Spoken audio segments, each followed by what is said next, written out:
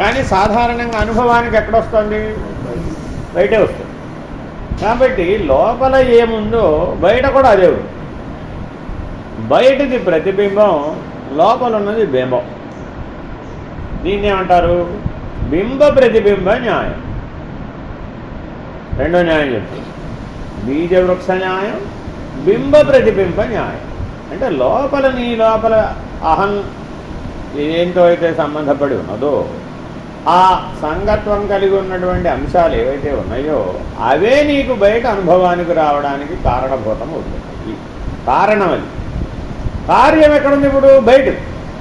ప్రతిబింబ స్థితిలోనేమో కార్యం ఉంది, కారణ స్థితిలోనేమో బింబం ఉంది. అర్థమైందండి? ఇప్పుడు ఒక ఆవిడకి ఇద్దరు ఆడపిల్లలే పుట్టే అవకాశం ఉందా లేదా? ఇద్దరు మగపిల్లలే పుట్టే అవకాశం ఉందా లేదా? ఒక ఆడపిల్ల ఒక మగపిల్లడు పుట్టే అవకాశం ఉందా లేదా? ఓ ఇద్దరు పిల్లలు ఉన్నారు అనుకుందాం. ఎన్ని అవకాశాలు ఉన్నాయంటే ఈ మూడే అవకాశాలు. ఎలా నిర్ణయం ఎలా ఎవరు చేశారు ఇప్పుడు అంటే ఏదో XYZ క్రోమోజోములు అవి ఇవి కలిసినాయి. ఆ జీన్స్ లెవెల్లో జైగోట్ ప్రథమంగా తల్లి గర్భంలో ఆ శిశువు ఏర్పడేటప్పుడు ఉన్నటువంటి జీన్స్ యొక్క ఆ కలయికని బట్టి ఇదంతా నిర్ధారణ అయింది అని సైన్స్ తెలిసింది. మనమేం తెలిసామంటే ఎవరి వలన నీవు పరిణామం చెందాలి?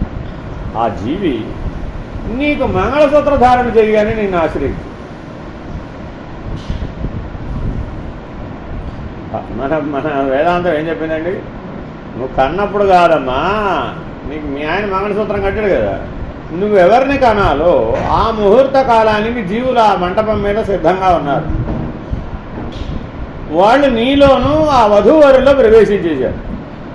అందుకని మంగళసూత్ర ధారణ అయినాక వాళ్ళని పెద్దవాళ్ళ దగ్గరికి వెళ్ళి దంపతాంబూలం ఇచ్చి ఆశీర్వచనం తీసుకోమంటారు. వాళ్ళు ఏమని ఆశీర్వదిస్తారు? సత్సంతాన ప్రాప్తిరస్తు అని దీవిస్తారు. మరి ఇప్పుడు మీ గృహస్థాశ్రమం సాఫల్యం దేనివల్ల ఉన్నప్పుడు ఆ సత్సంతానాన్ని పొందడంలోనే ఆ గృహస్థాశ్రమం సాఫల్యం ఉంది. మరి ఇప్పుడు ఆ జీవులు అక్కడ ఉన్నారా లేదా? ఉన్నారు, సూక్ష్మంగా ఉన్నారు, ఆవేశించేశారు అప్పటికే. మరి ఇప్పుడు ఎప్పుడో ప్రవేశించిన జీవులు అవ్యక్త స్థితిలో నీ అంతరంగంలో ఉన్నారా లేదా? ఉన్నవాడే బయటికి మళ్ళా వచ్చేసి. కాబట్టి ఆ వచ్చిన పిల్లలు ఎవరయ్యా? నీ ప్రతిబింబాలు.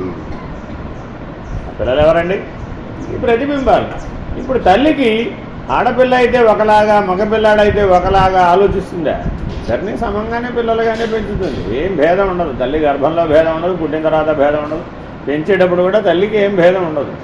వాళ్ళు ఏదో అనుకుంటూ ఉంటారు తప్ప తల్లికి ఏం భేదం ఉండదండి. అవునా కదా? ఎందువల్ల? ఆ రెండు తన ప్రతిబింబాలుగానే చూస్తుంది. అందుకని దానికేం పేరు పెట్టారు? ఆత్మావై పుత్ర నామాసి. దీనికేంటండి అర్థం? సూత్రం ఆత్మావై పుత్ర నామాసి. ఆ పిల్లలకి ఈ తల్లిని చూడగానే మొహం వెలిగిపోతుంది. ఈ తల్లిగా ఆ పిల్లలను చూడగానే మొహం వెలిగిపోతుంది. ఏమిటంటే ఇప్పుడు అక్కడ చంద్రబింబం తనను తాను దర్శించెను. ఆ పిల్లలలో ఎవరిని దర్శిస్తుందంటే ఈవిడ? తనను తాను దర్శించెను. అంతే. పిల్లల్ని చూడరా ఆవిడప్పుడు పిల్లలలో తనని తాను దర్శిస్తుంది. కాబట్టి సంసారం ఏమిటట? నీ ప్రతిబింబమే. మరి ఆ సంసార మూలం బింబంగా నీ లోపల ఉందా లేదా? ఉండబట్టేగా దాని ప్రతిబింబాన్ని దర్శిస్తున్నావు, లేకపోతే అలా దర్శిస్తావు. కాబట్టి ఈ వృక్షము అన్నటువంటి పోలిక ఎందుకు పెట్టారయ్యా అంటే నరకబడునది ఏదో అది వృక్షం.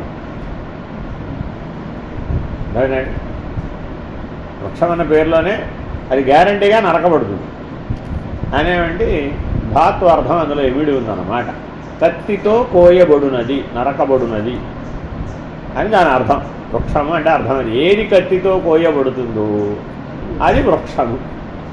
కాబట్టి ఇప్పుడు సంసారం అనేటటువంటి వృక్షం పోతుందా? పోగొట్టచ్చా? పోగొట్టకూడదా? పోగొట్టచ్చు. కానీ ఏముండాలి దగ్గర?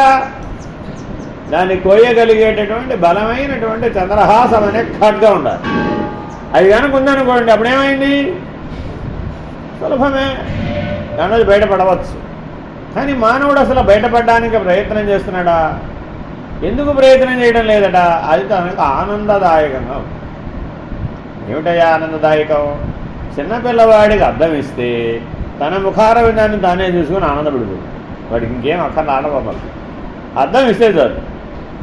వాడు ఎలా అయితే అద్దంలో చూసుకుని ఇంకొక మనిషి ఉన్నాడని వాడితో ఆడుకుంటూ ఉంటాడు, మనం కూడా మన ప్రతిబింబమైనటువంటి సంసారంతో ఆడుకుంటున్నాం. కాబట్టి ఈ సంసారాన్ని పెద్దలు దేంతో పోల్చారయ్యా అంటే పిల్లల ఆటల పోలిక. కాబట్టి దీన్ని లోపల త్రంచాలా బయట త్రంచాలా? లోపలే త్రంచాలి. కానీ మనం సాధారణంగా ఎక్కడ ట్రై చేస్తున్నాం? ఎలాగా? రకరకాల మార్గాలు అవన్నీ మీకు తెలుసు. బహిర్ముఖం గురించి చెప్పక్కర్లేదు, మీరు అందులో అంతా మాస్టర్ డిగ్రీ పొందేశారు కాబట్టి భగవానుడు ఏం చెప్తున్నాడా? నాయన, ఈ అనాది అయినటువంటి సంసార వృక్షాన్ని కోయగలిగే జ్ఞానాన్ని సంపాదించు. ఆ ఖడ్గం పేరేంటండి? జ్ఞాన ఖడ్గం. ఆ జ్ఞాన ఖడ్గం బింబ ప్రతిబింబ న్యాయాన్ని పరిశీలించడం ద్వారా, బీజ వృక్ష న్యాయాన్ని పరిశీలించడం ద్వారా, స్వరూప జ్ఞానం పొందడం ద్వారా ఈ సంసారం అనే అనాది సంసారం అనే వృక్షానికి మూలం లేదని తెలిసిపోతుంది. ఏం తెలిసిందని ఇంతకీ జ్ఞానం వస్తే? అసలు సంసారం అనేదే లేనిదని తెలిసింది. ఎందుకని? అహంకారం లేదుగా.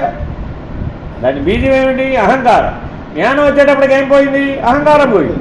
అహంకారం ఎప్పుడైతే పోయిందో దాని ప్రతిబింబమైన సంసారం కూడా పోయింది. కాబట్టి ఇప్పుడు ఆత్మజ్ఞానంతో దేని పోగొట్టాలట? అహంకారాన్ని పోగొట్టాలి. కానీ మనం ఏం చేస్తున్నాం? నాకు సన్యాసం ఇస్తే బాగుండు, తట్టా బుట్ట సర్దుకుని హాయిగా 4 చీరలు లోపల పెట్టుకుని బ్యాగ్ వేసుకుని వెళ్ళిపోతే చెప్పలాలు పడతారు అని బయట వదిలించుకునే ప్రయత్నం చేస్తున్నాం. బయట వదిలించుకుంటే అక్కడికి వెళ్తావు, ఆశ్రమంలో మళ్ళా సంసారం తయారు చేస్తావు. ఎలాగా? ఈ గూడు నాది, ఇది ఎవరు ముట్టుకోవు, అంతే. నేను ఎప్పుడు వచ్చినా ఇక్కడే పెట్టుకుంటాను కాబట్టి ఇక్కడే. ఈ బండ నాది, ఈ ప్లేస్ నాది, ఇది ఎవరిని ఇక్కడ లేకపోతే అది ఆ ప్లేట్ నాది. నీ నాది నాది అన్నప్పుడు మన సంసారం తయారైందా లేదా? అయిపోయింది. ఎక్కడెక్కడైతే నాది అనే స్పృహ కలిగిందో అక్కడక్కడ ఏమొచ్చేసింది? సంసారం వచ్చేసింది. అర్థమైందండి? నా మనస్సు, నా ప్రాణం, నా శరీరం, ఇక్కడ నాది అని అంటున్నావా లేదా? కాబట్టి సంసారం ఎక్కడ ప్రారంభమైంది? నా శరీరం, నా ప్రాణం, నా మనస్సు, నా ఇష్టాలు, నా కష్టాలు, నా అనుభవాలు. మన లోపల ఇక్కడ బోర్డు ఉన్నాయి. ఇక్కడ ఈ పండోరా బాక్స్ ఓపెన్ చేస్తే నాది అనబడే ఇందులో ఎన్నున్నాయి? నిజానికి సంసారం ఎక్కడ ఉంది? ఆ నాదిలో ఉంది, బయట లేదు. దాని ప్రతిబింబం ఎక్కడ కనబడుతుంది అంతే. దీన్ని చూసి దీన్ని ఎవడైతే పట్టుకోగలిగాడు వాడు కార్యకారణ వివేకం కలిగినవాడు. కాబట్టి పురుషోత్తమ ప్రాప్తి ఉండాలి అంటే నీకే వివేకం ఉండాలి? కార్యకారణ వివేకం ఉండాలి. ఇక్కడ జరుగుతున్న కార్యాన్ని చూసి ఇక్కడున్న కారణాన్ని ఎవడైతే గుర్తుపట్టగలిగాడు దాన్ని కారణ స్థితిలో నశింపజేయగలిగినట్లయితే మళ్ళా కార్యం ఏర్పడుతుందిగా. అర్థమైందండి? ఉదాహరణ చెప్తాను. ఇప్పుడు మీకు ఎవరికైనా కానీ జీవితంలో కడుపులో నొప్పి అనే అనుభవం ఉందా లేదా? పొట్టలో నొప్పి వచ్చిందా? చిన్నప్పటి నుంచి ఎన్నిసార్లు వచ్చిందిగా. ఎందుకు వచ్చింది అని అడిగాను. ఏం చెప్తారు? ఏదో చిన్న దాంట్లో తేడాలు రావడం వల్ల వచ్చింది, వస్తూ ఉంటుందంటే అక్కడ ఇక్కడ తింటూ ఉంటాం కదా. మీరు ఇక్కడికి పిలిస్తే ఇక్కడికి ఏవో వండి పెడతా ఉంటారు, మాకు పడే ఉంటాయి, పడనే ఉంటాయి. మరి మీరు పెట్టినవి తినాల్సిందే కదా. ఆశ్రమంలో అదే తయారు చేయాలి, ఇదే తయారు చేయాలంటే నీకు వేరుగా తయారు చేస్తారా? చేయరు కదా. మరి అవన్నీ తినేస్తే మరి పట్టాలకు రాదేమిటి? మేమేమో మా నిత్య జీవన విధానంలో ఒకలాగా అలవాటు పడి ఉంటాం ఎవరింట్లో వారు. ఇక్కడికి వచ్చేటప్పుడు మరి అందరికీ సార్వజనీనంగా తయారు చేస్తారనుకోండి. అది నీకు పడవచ్చు, పడకపోవచ్చు. పడకపోతే మరి దాని రియాక్షన్ ఏమిటా? I am not accepting, I am not accepting అని చెప్పడం ఆ నొప్పి, వేరే ఇంకేమి లేదు. నేను ఒప్పుకోను అంటుందా? మరి ఇప్పుడు ఏం చేయాలి? ఏం చేయాలి? నువ్వు దాన్ని ఫాలో అవ్వాలా, అది నేను ఫాలో అవ్వాలా? అసలు దానికి నువ్వు అధిష్టానమా, నీకు అది అధిష్టానమా? మళ్ళా ఒక న్యాయం చెప్తాను. అధిష్టాన ఆశ్రయ న్యాయం. మూడో న్యాయం ఏంటండి? అధిష్టాన ఆశ్రయ న్యాయం. అంటే అర్థం ఏంటి? ఒకరు బాస్, ఒకరు సేవకుడు. ఆశ్రయం పొందినవాడేవాడు? సేవకుడు. ఆశ్రయం ఇచ్చినవాడేవాడు? బాస్. అంతేనా కాదా? కాబట్టి నువ్వు అధిష్టానం, నువ్వు లేకపోతే అదేం పని చేయదు. అంతేనా కదా? ఎప్పుడైనా శవానికి అన్నం వండి పెట్టగా చూసారా? లేదా?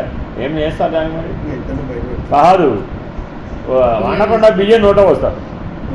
ఆఖరి రోజున అంత్యేష్టికి ఏం పోస్తారంటే బియ్యం మాతృపంచకంలో శంకరులు చెప్తారన్నమాట. నన్ను నానా కష్టాలు పడి రామకృష్ణ రామకృష్ణ అంటూ ప్రసవ వేదన పడి 9 నెలలు కష్టపడి కన్నావు కదమ్మా, కృతజ్ఞతగా ఈ గుప్పెడి బియ్యం నీ నోట పోస్తున్నాను, శుష్క తండులేన సమర్పయామి అంటాడు. తగ్గ విధి నేను ఇప్పుడు ఏం చేయలేదు అంటాడు. చూడండి ఎంత గొప్ప, ఎంత ఒక జ్ఞాని మాట్లాడితే ఎలా మాట్లాడతాడో చెప్తున్నాడు. అర్థమైందండి. మరి ఏమిటయ్యా అంటే అది అంతే, దాంట్లో జీవం లేదు, శుష్కం. మరి శుష్కానికి ఏం పోయాలి? శుష్క తండులంలే. ఎందుకని? అది అయితేనే సరిపోదు. అలాగే ఈ చెట్టు బాగా ఎందుకు పెరుగుతుందట? రోజు బాగా దానికి నీళ్ళు పోస్తాం. రోజు నీళ్ళు పోసేమైంది?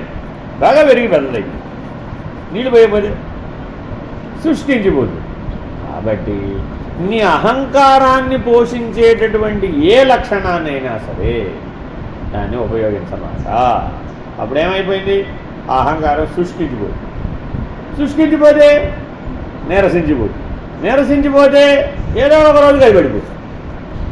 దాన్ని ప్రత్యేకంగా పడేయక్కర్లేదు. కాబట్టి సులభమైన మార్గం ఏమిటి? నీ అహాన్ని పోషించుకోమాట, తద్వ్యతిరేకంగా ఆచరించు. ఏం చేస్తే నీ అహం పోషించబడుతుందో, సంతృప్తి కలుగుతుందో, విషయానందం కలుగుతుందో తద్వ్యతిరేకం ఆచరించు. అంతే. అప్పుడు ఏమైపోతుంది? తిరిగిపోతుంది అంతే. కాబట్టి చాలా జాగ్రత్తగా ఈ 3 న్యాయాలని ఇక్కడ ప్రతిపాదన చేస్తున్నాడు. ఒకటేమో బీజ వృక్ష న్యాయం, రెండవది బింబ ప్రతిబింబ న్యాయం, మూడవది అధిష్టాన ఆశ్రయ న్యాయం. అధశ్చోర్ధ్వం ప్రసృతస్తస్య శాఖా గుణ ప్రవృద్ధా విషయ ప్రవాళ అధశ్చ మూలాన్యనుసంతతాని కర్మానుబంధీని మనుష్యలోకే. అంటే ఏమిటయ్యా? ఏమన్నా మనకు అర్థమైనట్టు చెప్పినట్టు కనబడుతుందంటావా? అర్థం కానట్టు చెప్పినట్టు కనబడుతుందంటావా? ఈ సంసార వృక్షమును త్రిగుణములనడి జలములు తడుపుతుంది. ఇప్పుడే చెప్పాను. నీళ్లు పోస్తూ ఉంటే చెట్టు పెరుగుతుంది, నీళ్లు పోయకపోతే పడిపోతుంది. కాబట్టి అహంకారం దేని చేత పోషించబడుతుందట? త్రిగుణములనే నీళ్లు పోయడం వలన అహంకారం బలపడుతుంది. ఆ త్రిగుణములనే నీళ్లు పోయకపోతే క్షీణించిపోతుంది. ఆ జలములచే వృద్ధి పొందు శాఖలే దేవ మనుష్య తిరియజ్ఞోనులందు జన్మించు ప్రాణులు. కాబట్టి సకల ప్రాణులలో కూడా సాత్వికము, రాజసికము, తామసికము అనే 2 లక్షణాలు ఏర్పడి ఉన్నాయి. కాబట్టి ప్రతి జాతిలో కూడా సాత్వికమంతా దైవం, రాజసికమంతా జీవం, తామసికమంతా తిర్యక్ అని 3 భాగములుగా సృష్టి విభజించబడింది. మనుషులలో దేవతలు లేరా? ఉన్నారు. అర్థమేనండి. రాక్షసులు లేరా? ఉన్నారు. పశువులు లేరా? ఉన్నారు. ఉపాధి మానవోపాధే కానీ వాడి లోపల మనస్తత్వం, స్వభావం ఎటువంటిదయ్యా అంటే అది దైవమైనా అయి ఉండొచ్చు, మానవుడైనా అయి ఉండొచ్చు, రాక్షసుడైనా అయి ఉండొచ్చు, పశువైనా అయి ఉండొచ్చు. దేన్ని బట్టి నిర్ణయించినప్పుడు అది గుణధర్మాన్ని బట్టి నిర్ణయించు. చిగుళ్ళే విషయ భోగములు. ఏమనిపిస్తుంది మనకి? ఏమిటండి బాబు, పప్పు చేసి ఏ రోజు పప్పు చేసినా, ఏ పప్పు చేసినా ఎప్పుడూ ఒకే రుచిలోనే ఉంటుంది. కూర చేస్తే ఏ కూర చేసినా ఒకే రుచిలో ఉంటుంది. ఆలోచించి చూడండి. మరి 6 రుచులలో 6 రుచులు తింటే కానీ నీకు సంతృప్తి కలగదు, అంతేనా కాదా? కానీ అన్నీ ఒకే రుచిలో తయారు చేసామనుకోండి, ఏమైపోయినట్టు? అప్పుడు సంతృప్తి కలిగినట్ట కలగనట్ట? కలగడం లేదా? ఏం చేయాలి మరి? అప్పుడు పప్పులో ఆవకాయ కలిపేసుకోండి, అప్పుడు బాగా సరిపోయింది. నా దగ్గర బోల్డ్ ఐడియాలు ఉన్నాయండి బాబు, ఏం వదిలిపెట్టం దాన్ని. అర్థమైందండి. షడ్రుచి సమన్వయాన్ని ఆటోమేటిక్గా సాధిస్తావు నీకు పెట్టిన వాటిల్లోనే, అంతేనా కాదా? మరి అప్పుడు నువ్వు సంతృప్తి చెందావా చెందలేదా? ఏం చేస్తావు? అలా ఏంటి నువ్వేం తిన్నావు అనేది అడగదండి. I'm satisfied or not? Yeah satisfied. Very good. అంతే. అందుకని వాడు ఏం చేస్తాడు? అందుకని పిజ్జా తిన్నాడు అనుకోండి, పిజ్జాలో ఇవన్నీ వేసేస్తాడు. ఇండియాలో ఇన్వెంటెడ్ నవ్వు.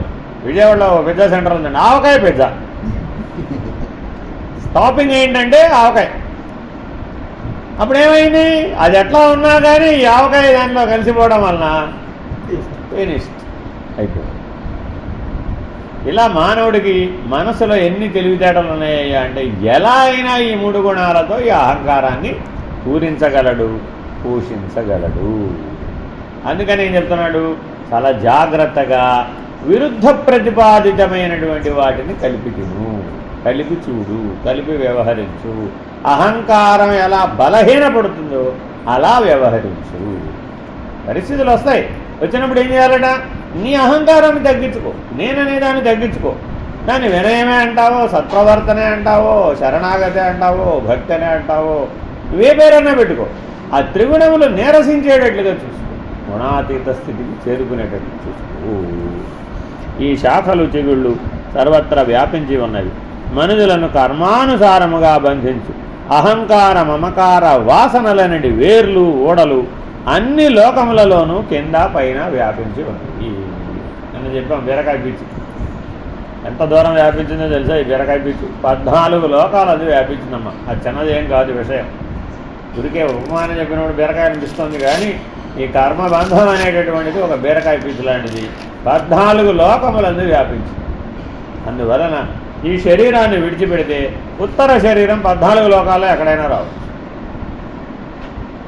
ఇక్కడే వస్తుందని చెప్పడానికి ఏం లేదు.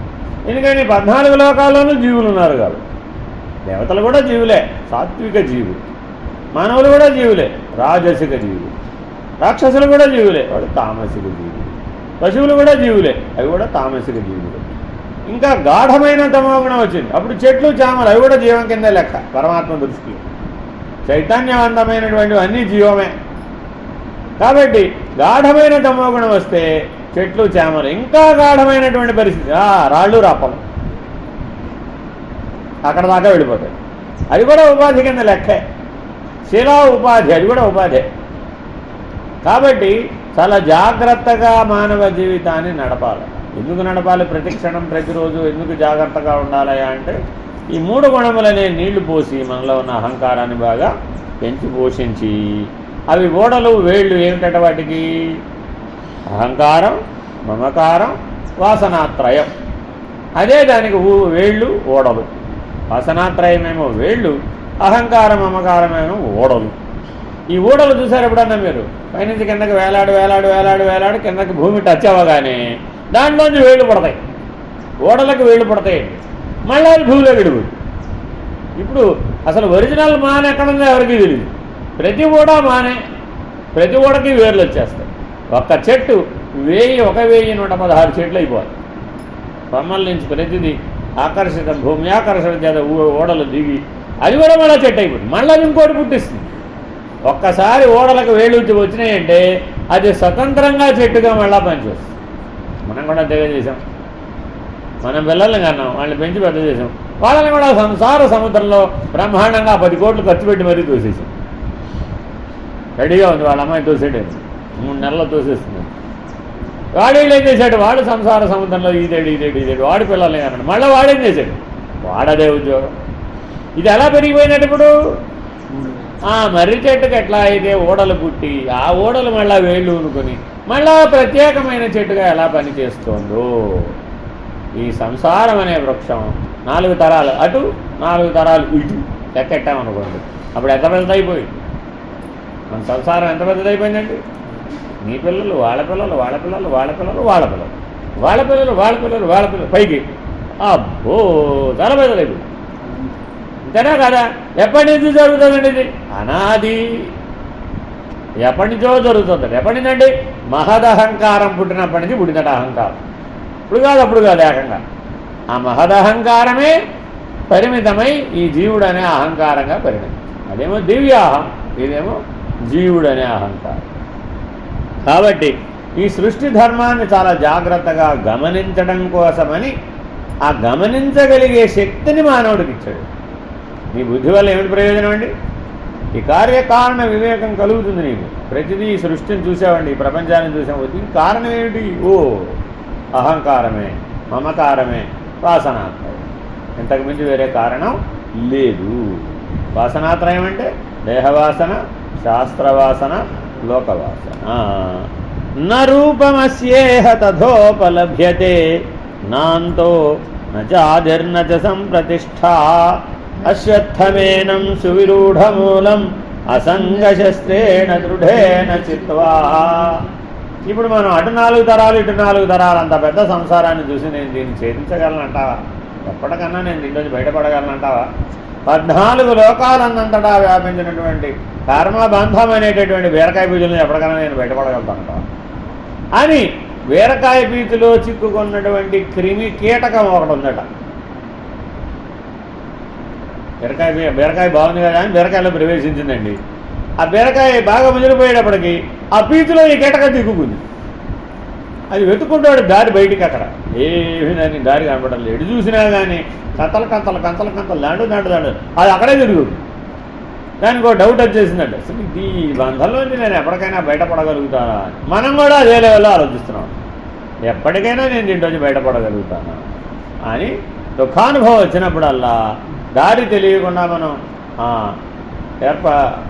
ఈశ్వరుని ఆశ్రయించి మనం ప్రయత్నం చేస్తూనే ఉన్నామట. ఇవాళ కాదు, ఎప్పటి నుంచో చేస్తూనే ఉన్నాం, అనేక జన్మల్లో చేస్తూనే ఉన్నాం.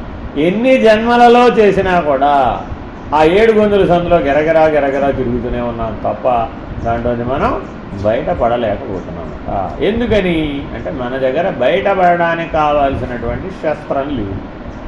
అదేమిటట? అసంగ శస్త్రేణ దృఢేన చిత్వ. 2 ఉండాలండి. దృఢ చిత్తము ఉండాలి, అసంగ శస్త్రము ఉండాలి. అంటే అర్థం ఏమిటట?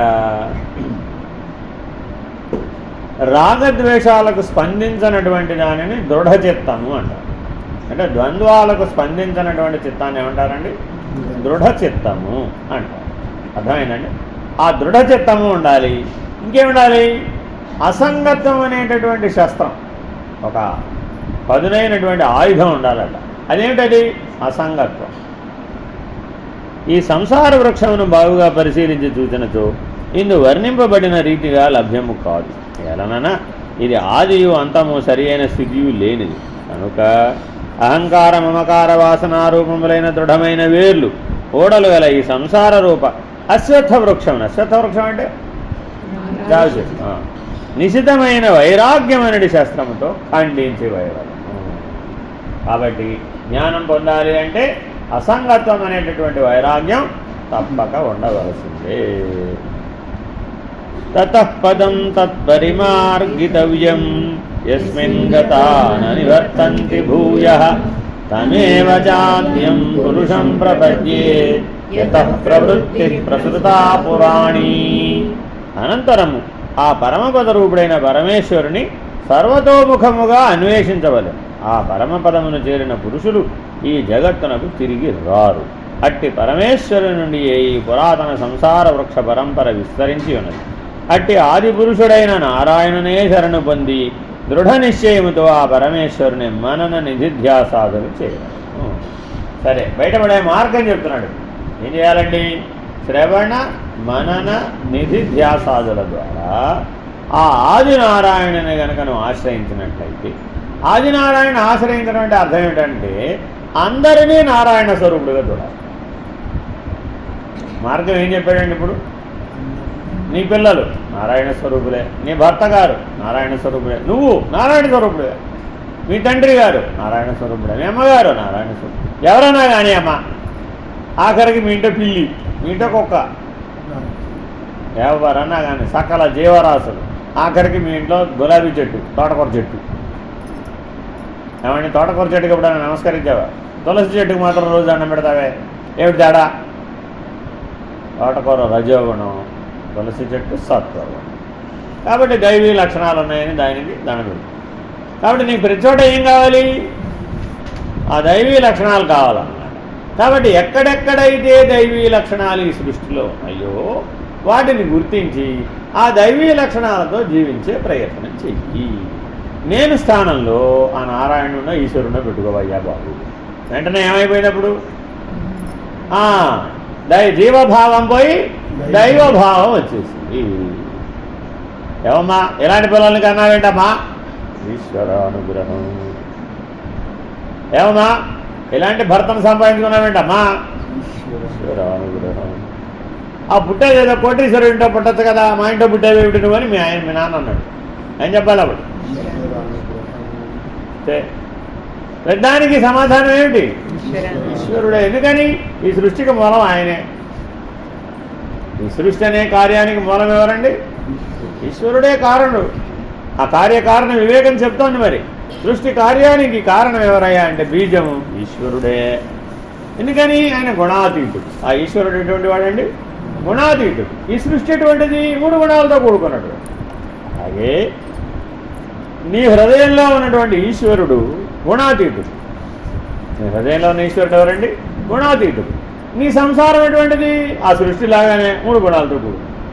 కాబట్టి అంతటా ఈశ్వర దర్శనం పొందేటటువంటి సాధన గనక నువ్వు చేసినట్లయితే, అంతటా ఈశ్వరుణ్ణే గనక భావన చేసినట్లయితే, యద్భావం తద్భవతి.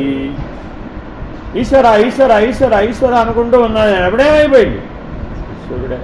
గురువు గారు ఈశ్వరుడే. శిష్యుడు గారు ఆయన ఈశ్వరుడే. ఇల్లు గలడు అందులేడని సందేహం వలదు. చక్రి సర్వోపగతుడు. నా నారాయణ ఎక్కడున్నాడండి? ఎక్కడెక్కడైతే చక్రీయమైనటువంటి లక్షణం ఉందో అదంతా నారాయణుడే. జలచక్రం నారాయణుడే, కాలచక్రం నారాయణుడే, సృష్టి చక్రం నారాయణుడే, సంసార చక్రం అది కూడా చక్రమే నారాయణుడే. ఎందుకని? కార్యం నుంచి కారణం, కారణం నుంచి కార్యం. బీజవృక్ష న్యాయంలో చూడండి, మామిడికాయ విత్తనం పెట్టామండి, మామిడి చెట్టు వచ్చిందండి, మళ్ళా రాలి పడ్డాయండి, మళ్ళీ ఏమైంది? మళ్ళీ అదే విత్తనాలు. ఒరే రామా, ఎప్పటికైపోతుందిరా బాబు? ఎప్పటికీ అవతరాడు. చక్రీయం. ఎప్పటికీ అవని వాటిని ఏమంటారండి? చక్రీయం. ఆద్యంతములు నిర్ణయించడానికి వీలు కాని వాటిని చక్రీయములు అంటారు. అంటే సూర్యోదయం ఎప్పుడు మొదలైందంటారు? సూర్యాస్తమానం ఎప్పుడు మొదలైందంటారు? చక్రీయం. ఉదయం అస్తమానం, ఉదయం అస్తమానం చక్రీయం జరిగిపోతూనే ఉంటుంది. ఏం చేయాలయ్యా? తిరిగే చక్రాన్ని ఆపవయ్యా. అసలు అది లేదని తెలుసుకో. ఆ ఉదయాస్తమానాలు లేవయ్యా బాబు అనే జ్ఞానాన్ని పొందాడండి. అప్పుడేమైంది? చక్రీయం ఎగిరిపోయింది. అర్థమైందండి? నేననే అహంకారం లేదన్నాడండి. ఆ నేననే అహంకారం నుంచి పుట్టిన సంసారం ఏమైపోయినప్పుడు లేకుండా. దానికి సులభమైన ఉపాయం ఏమిటి? నేను స్థానంలో ఈశ్వరుని పెట్టి. అప్పుడు ఈ సంసారం ఏమైపోయింది? ఆ ఈశ్వరుని యొక్క కుటుంబంగా మారిపోయింది. ఈ కుటుంబం ఎవరిదండి? ఈశ్వరుడు కుటుంబం. వీళ్ళందరికీ ఎవరంటే బాధ్యులు? నేనే అన్నాడు. అప్పుడు అయిపోయింది. గోవింద నారాయణ. ఏమైపోయినప్పుడు చిన్న సంసారం పోయి పెద్ద సంసారం, నాశమానికి వచ్చి పెద్ద సంసారాన్ని సంపాదించుకుంటారు. ఎందుకని? అక్కడ ఏదో ఒకడో ఇద్దరు వాడిని వదిలించుకోవడానికి ఇక్కడ 100 మందిని ఏర్పాటు చేసుకుంటాడు. అయిపోయింది. గోవింద. నేను అనుకున్నాడంటే ప్రతిదీ బంధ కారణమే అవుతుంది. అందుకని అహంకారం, మమకార, వాసనాత్రయముల ఎడల జాగరూకత రెప్పపాటులోనే పనిచేస్తాయట. Very very important. రెప్పపాటులో పనిచేస్తుందండి అది. ఏమంటే ఆ ఇల్లు ఎవరిదండి? అయిపోయింది. అయిపోయిందిరా బాబు. ఆ ఇల్లు ఎవరిదండి అని అన్నానే. ఈ బట్టలు ఎవరివండి? ఈ ఆకాశం ఎవరిదండి? నాదే. పంచభూతాలు ఎవరివండి? నాదే. అక్కడ కూడా వచ్చేసింది ఇప్పుడు. అప్పుడు అదే పెరిగిపోయింది. అర్థమైందండి? అందుకని ఈశ్వరుడు ఎప్పుడూ కూడా ఈ 3 లేకుండా ఉన్నవాడు. అదే తత్వమసి. ఈ 3 ఇట్లా చూపడానికి కారణం అదే. అహంకారం, మమకారం, వాసనాత్రయం. ఈ 3ంటిని విడిచినట్లయితేనే నీవు ఈ అహం అనేదాన్ని నువ్వు ఈశ్వర స్థితిలో ఉంచగలుగుతావు, పరమాత్మ స్థితిలో ఉంచగలుగుతావు. కాబట్టి సులభమైనటువంటి మార్గోపాయం ఏమిటయ్యా? ఈ సంసార బంధం నుంచి బయటపడాలి అంటే ఈశ్వరుని భావన చెయ్యి. సదా ఈశ్వర భావన యందు నీ మనసుని కనుక లగ్నం చేసినట్లయితే నీవు అహంకార, మమకార, వాసనాత్రయంలో నుంచి బయటపడిపోతావు. ఏమండి? నీకేదో దీర్ఘ వ్యాధి వచ్చింది, పోయే వరకు మందులు వేసుకోవాల్సిందని డాక్టర్ చెప్పేశారు. ఏం చేస్తాం మనం ఇప్పుడు? శాపం అంటామా, వరం అంటామా? ఈశ్వర అనుగ్రహం. కాకినాడ కోటేశ్వరరావు గారికి డయాబెటీస్ ఉందండి. ఆయన కూడా చిన్నప్పుడే వచ్చింది, 40 ఏళ్ల వయసులో వచ్చేసి. అర్థమైందండి? ఆయన ఉపన్యాసం చెప్పారన్నమాట. ప్రతి చోట చెప్తుంటాడు ఈ అంశాన్ని. అందరూ వచ్చి అడుగుతాడు, గురువు గారు మీకు డయాబెటీస్ ఏంటండి? మీరెంత ఉత్తమంగా జీవించారు, బయట ఎక్కడా తినలేదు, ఇంట్లోనే తింటారు, ప్రసంధ్యావందనం చేస్తారు, అనుష్ఠానం ఉంది, ఉపాసన ఉంది, ఎప్పుడూ దేవుడు దేవుడు దేవుడు అంటారు. ఆ దేవుడు మీకు ఎంత అన్యాయం చేసేటండి? ఇంత తీవ్రమైన డయాబెటీస్ వ్యాధిని ఎందుకు ఇచ్చేటండి? రేపిచ్చాడా? వచ్చిన వాళ్ళందరూ బుట్టలు బుట్టలు పళ్ళు, స్వీట్లు పట్టుకొస్తే అవన్నీ తిరిగి కూర్చుంటే ఏమైపోతావు అని ఈశ్వరుడు ముందుగానే ఓ ప్రయత్నం చేశాడయ్యా. వచ్చినవన్నీ బాబు ఎలా వచ్చినాయి అలా పనిచేసేవయ్యా బాబు, ఏది తినమాక, తింటే స్వార్థం వస్తుంది, నా కోసమే తెచ్చాడు ఈ పళ్ళు అనుకుంటావు, ఈ పళ్ళు ఎవరివండి అవి అంటావేమో ఏ క్షణంలో అయినా. అందుకని నీకు ఆ బలహీనత రాకుండా పరమాత్మ ముందే ఏం చేశాడు, ఓ రక్షణ కవచాన్ని ఇచ్చాడు. అది వ్యాధి కాదు అంతే, అది శాపం కాదయ్యా బాబు వరం. లేకపోతే ఈ ఇప్పుడు రోజు వచ్చిపోయే వాళ్ళందరూ ఏమైనా తెచ్చిపోయారు అనుకో, అన్నీ తెచ్చినవన్నీ తిరిగి కూర్చున్నాడు అనుకోండి, ఏమైపోతుంది, అది ఇంకో ప్రమాదానికి దారితీస్తుంది, మనసులో ప్రమాదానికి దారితీస్తుంది. నన్ను చూడడానికే ఇంతమంది వస్తున్నారు, నా కోసమే ఇన్ని తెచ్చారు, నేనే వీటిని అనుభవించేవాడను, నాకు భోగ్యం ఇవి. ఇప్పుడు తినేశాడా, తినలా, మనసులో భావించాడు అంతే, ఇది నాకు భోగ్యం అయిపోయింది. అహంకారం మమకారం వచ్చేసి వాసనాత్రయం కూడా వచ్చేసి అయిపోయింది. కాబట్టి సంసారం అనే వృక్షం ఎక్కడ పోషించబడుతుంది ఇప్పుడు, ఎక్కడ, ఇక్కడ అహంకార మమకార వాసనాత్రయం చేత పోషించబడుతుంది. అక్కడ గనక మనం ఈశ్వర భావన అనే దాంతో ఛేదించినట్లయితే, ముందు నేనేం దెబ్బ కొట్టాలట, అహంకారాన్ని దెబ్బ కొట్టాలి, మిగిలిన వాటిని ముట్టుకోకూడదండి, మిగిలిన వాటిని ముట్టుకున్న ప్రమాదం వస్తుంది. కాబట్టి ముందు అహంకారం అనేటటువంటి బీజాన్ని కనుక మనం దెబ్బ కొట్టినట్లయితే, నిర్బీజం చేసినట్లయితే, అది మరలైగా కొనకెక్కదు. సరే, ప్రదాకను వచ్చాం. ఆ నిర్మాణమోహాజిత సంగదోష అధ్యాత్మనిత్యా వినివృత్త కామా ద్వంద్వైర్విముక్త సుఖదుఃఖ సంజ్ఞై గచ్చంత్యమూఢా పదమవ్యయం తత్. పురుషోత్తమ ప్రాప్తి యోగం అనగానే ఈ శ్లోకం గుర్తురావాలి. ఇదే పురుషోత్తమ ప్రాప్తి యోగం యొక్క సారాంశం. అర్థమైందండి. నిర్మాణ మోహం అనే దాన్ని విడవయ్యా, జితసంగ దోష దేంతోనూ కలిసిపోమాగా, ఆధ్యాత్మ నిత్య ఆత్మస్వరూపం ఒక్కటే నిత్యమని అనాత్మ వస్తువులనన్నింటి ఎడల గుర్తించడం మానేయి. అధ్యాత్మ నిత్య అంటే అనిత్యమైన దాన్ని అసలు గుర్తించకు, నిత్యమైన దాన్నే గుర్తించు అంతే. అప్పుడేమైపోయింది, ఇంతకీ కూరలో కరివేపాకు వేసాడంటావో లేదు, ఇందాక తిరగమోదప్పుడు మనం ఏదో చెప్పాము, నాకు అర్థం కాదు, ఆ హడావిలో ఆ కరివేపాకు వేసిందో వేయలేదు, ఏమైపోయినప్పుడు అనిత్యమా నిత్యమా, అనిత్యం, వెళ్ళిపోయింది గోవింద నారాయణ. అసలే అక్కడ దొండకాయలు తెచ్చిపెట్టాను, అవి పడిపోతూ ఉన్నాయి. ఇప్పుడు దొండకాయ కూర చేసిందో బెండకాయ కూర చేసిందో రేపటికి అవన్నీ పడిపోతాయి, ఏంటో నాకు అర్థం కాదు, ఈవిడికి ఎప్పటికి తెలుస్తుందో ఏమిటో అన్నాడు ఆయన అక్కడ కూర్చొని. ఏమైపోయింది,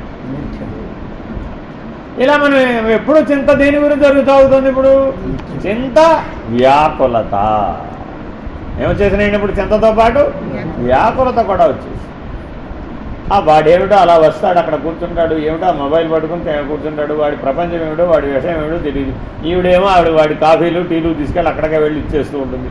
ఆ వాళ్ళిద్దరు వ్యవహారం ఏమిటో నాకు ఎప్పటికీ తెలియడం లేదు, వాడిని బాగు చేయమా అని ఈవిడికి చెబితే ఈవిడే బాగు లేకపోతే వాడిని ఏం బాగు చేస్తుంది అన్నాడు గృహ యజమాని. ఏమైంది, చింత వ్యాకులత, ఇవన్నీ ఇన్పుట్స్ ఎక్కడికి, ఇక్కడికి సంసారం అనే దానికి నీళ్లు పోస్తున్నాం అన్నమాట. ఇట్లాగా ఎలా పోస్తున్నాం, ఇలాగే అంతే. ఆ బట్టలు సరిగ్గా పెట్టుకోదు, ఈ పుస్తకాలు సరిగ్గా పెట్టదు, అక్కడికి పోతారంటే ఇక్కడికి పోతారు, ఉన్న చోట సరిగ్గా ఉండదు, ఏమైపోయింది, డింగ్. సంసార వృక్షం ఏమైంది, డింగ్ పెరిగింది. ఇలా మనం ప్రతి మనస వాచ కర్మణ మూడింటితోనూ ఏం చేస్తున్నామట, ఈ సంసార వృక్షానికి బాగా నీళ్ళు పోస్తుంది. దేనితో, మోహం అనే నీళ్ళు పోస్తుంది.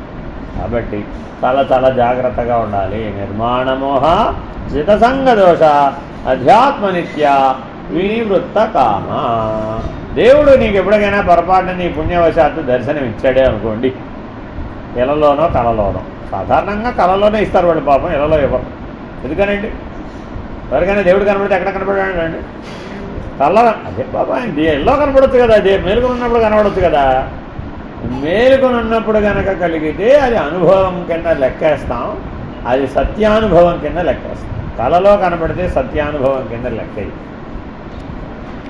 అంటే ఎంత బలపడాలయ్యా నీ సాధన అంటే, ఇలా ఎదురుకుండా ఒక మనిషి నిలబడితే కూర్చుంటే ఎలా అయితే ఉన్నాడో అలా భగవంతుని యొక్క ప్రత్యక్ష దర్శనాన్ని పొందాలి అని పరమహంస అంటాడు.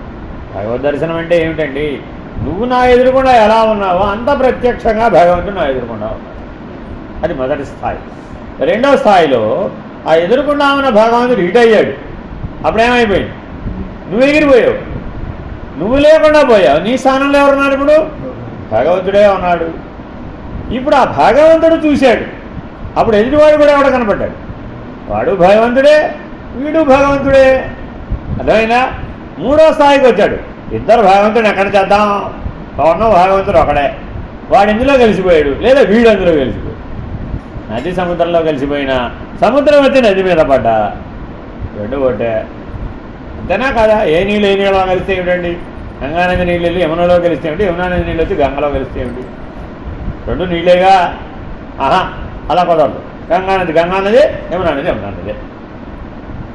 ఏమైపోయినప్పుడు ద్వంద్వ వైఖరి, ద్వంద్వ ప్రవృత్తి. అందుకని చిత్తవృత్తులన్నీ కూడా జీవుడు ఎలా పోషించబడుతున్నాడంటే ద్వంద్వానుభవాల ద్వారా పోషించబడి, ఆ ద్వంద్వాల యందు ఆకర్షణ వికర్షణ పొందడం ద్వారా మోహం అనేటటువంటి లక్షణాన్ని పొందుతున్నాడు. జాగ్రత్తగా. అందుకని ఏం చెప్తున్నాడు? ద్వంద్వైర్విముక్త. ఆ ద్వంద్వమే బంధం. అనిత్యమైనటువంటి ద్వంద్వాన్ని అసలు నేను ఎవరు గుర్తించమన్నారు? గుర్తించబెట్టి కదా మిగిలిన తగాలంతా వచ్చింది. అసలు అనిత్యాన్ని గుర్తించకు, నిత్యాన్నే గుర్తించు. అప్పుడేమైపోయింది? గుర్తించకపోతే బంధం ఎక్కడే చూస్తుంది? రానే రాదు. సుఖ దుఃఖ సంజ్ఞై.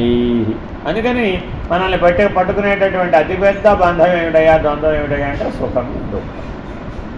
కాబట్టి మానవుడు ఈశ్వరుణ్ణి పోవడం కూడా ఎట్లా కోరుకున్నాడ? అనాయాసి అనే మరణం, సుఖంగా పోయేటట్టు. అక్కడ కూడా సుఖమే కాదు. మరణంలో దుఃఖం ఉందని, శతకృష్ణ సర్ప దంష్ట కలిగినటువంటి బాధ కలుగుతుందని తెలిసినప్పటికీ, ఎంతమందినో తన కళ్ళ ముందే వెళ్ళిపోవడం చూసినప్పటికీ ఈశ్వరుని మాత్రం ఏం కోరుకుంటాడు ప్రతిరోజు? వినాదైన్యేన జీవనం అనాయాసేన మరణం దేహాంతే తవసాయి. ఇప్పుడు వద్దండి బాబు, అపోయినాక ఇస్తే చాలు.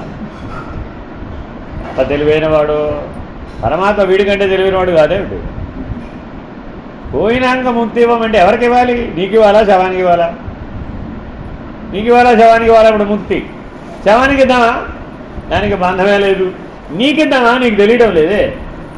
శరీరం ఉన్నంతసేపే బంధం తెలిసింది తప్ప, శరీరం విడిచిన తర్వాత నీకు బంధం తెలియడం లేదుగా. మరి ఇప్పుడు ముక్తి నీకు ఎలా ఇవ్వాలి? బంధం తెలిసిన వాడికి ముక్తి అవసరం అండి. శరీరం లేదు నీకు, అప్పుడేమైపోయావు? నీకు బంధం లేదు. నీకు ముక్తిని కోరడం లేదు అప్పుడు. అసలు నీ కోరికల్లో ముక్తి జాబితా లేదు. ఎందుకని? నీకు బంధం తెలియట్లేదు కాబట్టి ఇప్పుడు ఏమడిగావు? నాకు బంధం అంటే ఏమో తెలియదేమని అడిగావు. కాబట్టి ఇప్పుడు ముందేం చేశాను నేను? మళ్ళీ తీసుకెళ్ళి ఇంకో శరీరంలో పడేశాను. అప్పుడు మళ్ళీ ఏమైంది? మళ్ళీ బంధం తెలిసింది. మళ్ళీ ముక్తి కావాలన్నావు. ఎప్పుడు కావాలని అడుగుతున్నావు? దేహాంతే తవసాయితే. మళ్ళీ మామూలే కావాలా. ఇప్పుడు మాత్రం వద్దు బాబోయ్. ఎందుకని? ఇప్పుడు ఇచ్చేస్తే ఇవన్నీ వదిలిపెట్టద్దుటండి, నేను వదిలిపెట్ట అనే మోహం వదిలిపెట్టి ఉండలేదు. నా గౌరవం ఏంటండి?